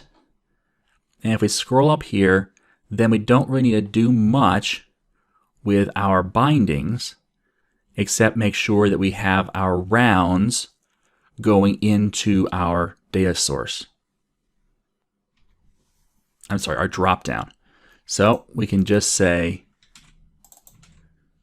there is our rounds, goes right into our combo box. And then also we have our our list right here, which goes right into our list box. We can get rid of this, and we'll still set display member like that. So now we should have a binding list for everything, and we shouldn't have any errors. A quick way to tell if you have errors is to open up Solution Explorer, look for the red squiggly underneath your file that you're in, and that should tell you pretty quickly. Or you can look on the right here in this bar, which gets kind of cluttered, but in here if you see anything red, you can move to that. So again, this is an experiment. Let's see if this works, and if it does, we'll clean up our code. We load, and now we have nothing again. So that didn't work. So now we're at the point where we've made code change after code change, and we're kind of getting our code cluttered up. So let's first of all figure out if there's anything we can do to debug this first, and then we'll worry about cleaning up our code. So let's put our breakpoint right here. We'll say load tournament, and it comes right to here. Our selected matchups has nothing in it, and our rounds has nothing in it. And we say the round dropdown dot data source equals rounds. And now it has a data source with a count of 0. That's great. The matchups, the data source currently is null for the list box. We're going to put into it the selected matchups, which is 0 in it, and set the display member. Now we need to load form data. Well, that's just the text name of the tournament name. Now we load the rounds. Now rounds, which goes into a round dropdown, we're going to set to a new binding list of int. We're going to add 1 to it. So now rounds has 1 item in it. And then for each other round besides round 1, we're going to add that round as well to our rounds. So now we have 1 and 2. And now our rounds has 2 values, 1 and 2, and it should be that we're all wired up. If we mouse over the rounds dropdown dot data source, we can see that nope, it still has 0. So something's not right with the display there because it's not actually showing us what we want. It's not actually binding the list and keeping that bound. Let's figure out why. So this is where a little bit of guesswork comes in and a little bit of intuition, maybe some Googling. Look on Stack Overflow to find out find some solutions. But I have an idea. And that idea is this. We do this rounds equals new binding list of int. What if we didn't do that? You see, when we set a new binding list, maybe it disconnects. So instead, let's see if we can do rounds dot clear, and that should remove all the elements instead. So instead of a new list, we'll reset the elements. And then we have to come down here and look, and well, let's just start with rounds. That's the only place we change rounds. Let's see if that works for rounds, and if it does, we'll apply the same methodology for the matchups. And let's take our breakpoints out. And now we see that rounds, we have 2. So that is the issue. We cannot set the value to be null or new list. We can't say new list, otherwise we have a problem. So we can't do that, but we can clear out the list. Which also means that whenever we come down here, we can't do this. So how do we put the matchups in the binding list? Well, it's be a little bit more complex. And this is why I'm not a big fan of binding lists, but okay, it's what it is. It is what it is. So selected matchups dot clear. So that gets rid of all the items currently in there. And then for each matchup and matchup model M, we don't have M in this current context, that's good. M in matchups. Selected matchups dot add M. So now we're adding that item in one by one after we've cleared it out. So that should solve our problem, we hope. Let's try it again. Load tournament, and we still have a blank list. But now we have one item, and now we have both. So what's the issue here? Well, the issue is we're not actually calling these all the places we need to. So let's figure this out first. All right, so let's first of all clean up what we have. We've got a whole lot of code in here that's not needed or not named well or whatever. And so let's just clean up the stuff that we were messing around with, and let's reset our flow here for our constructor. So our flow here is we need to wire up the rounds list and the matchup list. And that's just these 3 lines. So I'm just going to say wire up lists and go back to that. And I'm going to move this code into here.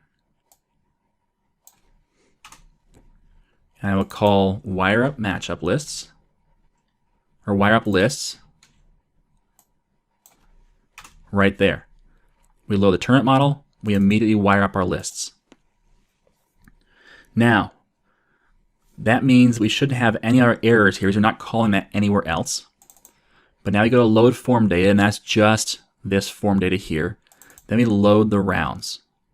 Well, the rounds loads up our rounds list with all the rounds that we have. And that works. So that's great. But what we don't do is we don't select the first round in any way. Now what's not happening here is we're not actually selecting loading the matchups. I think the issue here is that we're loading our rounds, but we're not firing that selected index change by loading those values.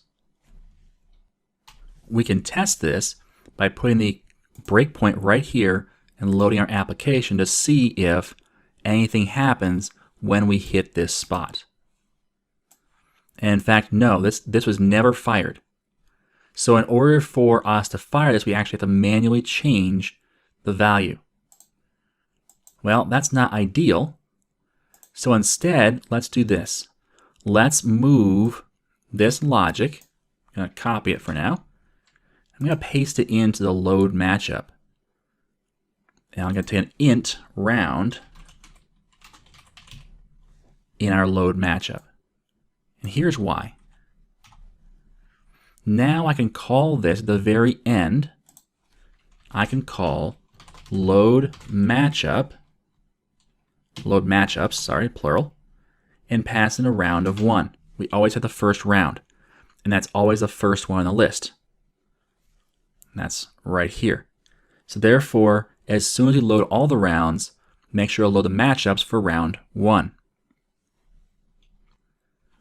Before we go any further, let's make sure we test this.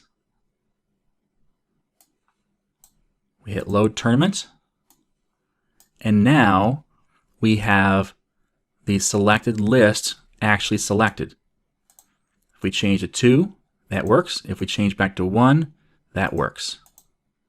Now note though, when I changed to 2, the matchup has not yet been determined, and yet the values over here are still uncanny, loser, and buy.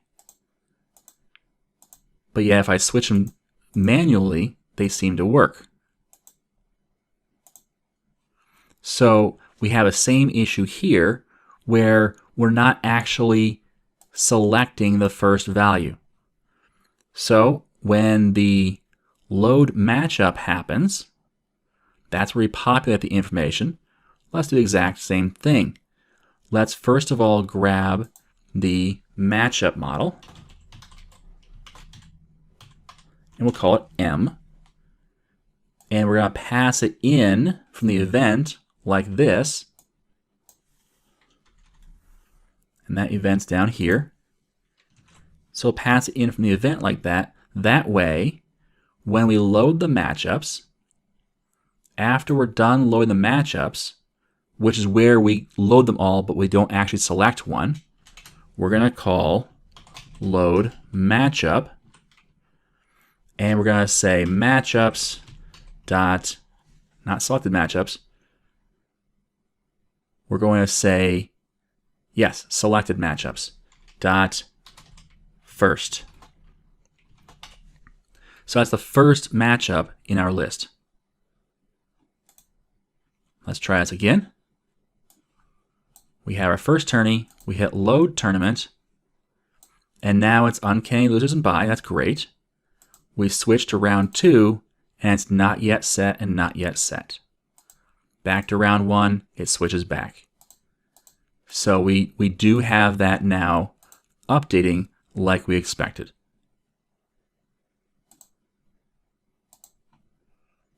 All right, so there's a little bit of debugging there, a couple of issues that cropped up, but that's really all we needed to do. We load this list, we load this list, we wired the two together, and we displayed the information based on which item was selected over in the matchup list box. Now, the unplayed only checkbox has not been dealt with yet, and the score button has not been dealt with yet. We're going to put those into the second video because when we score, we're going to mark an item as played. I'll mark a list, a matchup list. I'm sorry, a matchup. And so when you say score, the matchup will get marked as played, and therefore we'll see if this checkbox works. We'll actually have data to work with. And so we'll do the score and the unplayed only checkbox in the next video. And then we'll move on to actually saving the data once we've changed it. Welcome to lesson 23 in the C# from start to finish course. My name is Tim Corey, and today we're going to finish up the tournament viewer form. Once this is done, we'll have every form complete. That doesn't mean we'll be done, but we sure will be close. So let's get started. Just as a review, here's our tournament viewer form. We've wired up this label right here, the rounds drop down, the matchup list box, the displays for Team 1 and Team 2, and even the values for their scores. Today, we're going to wire up this checkbox for unplayed only, and we're going to wire up the score button. Once we wire the score button, we'll also save this information to either the database or to the text file. So let's start by modifying this checkbox. So I'll open up my properties window. We're going to go to the events tab and say whenever this checked is changed. I'll double click this. And what I want to do here is I want to refill this list, but only with the unplayed ones if it's checked, or all of them if it's unchecked. Now we already have something to fill that list. We have load matchups. So you already have that. So let's just call this yet again. We'll actually use this load matchups with the selected drop-down item. Let's call that again right here in the check unplayed only checkbox, check changed. Now it doesn't do anything yet, but let's modify this load matchups to first look to see if that is checked. So we have this loop through and do a for each, but instead of just saying add if we loop through it, let's right click and say surround with an if statement. And the if statement will say M, which is the one we just are looping over, M dot winner is not equal to null, that would give us only the ones where they've not been completed yet. But that doesn't really work with a checkbox yet. That just says, here's what you do to only fill in the ones that have not yet been played. So how do we modify this in order to get it so the checkbox determines if we show all the ones that have been played or not? Well, the way to do that would be to add an OR statement here. And this is where your logic will come in for ands and ors. We will say not unchecked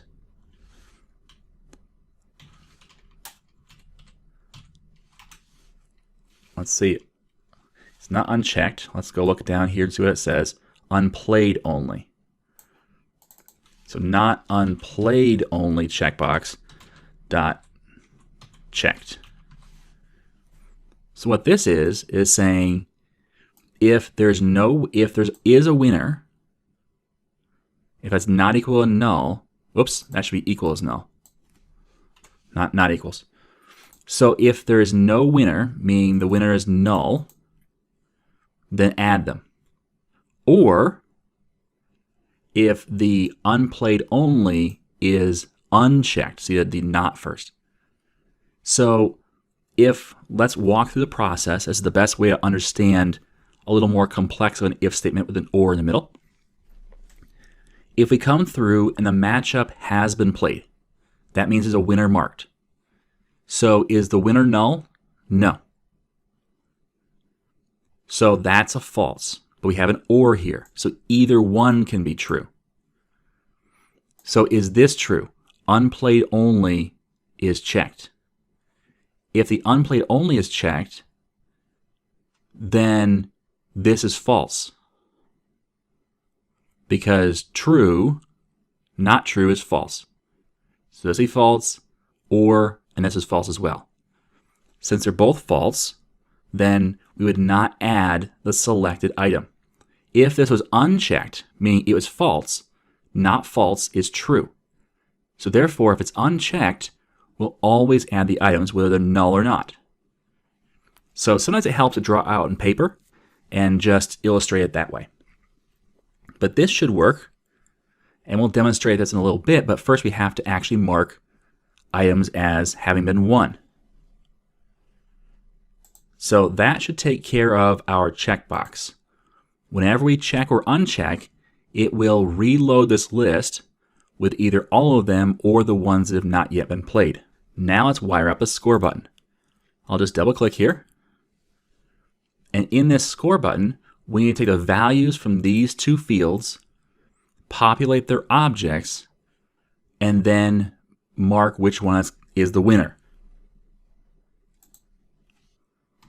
So how do we know, let's go back here, how do we know which team this is representing versus this one?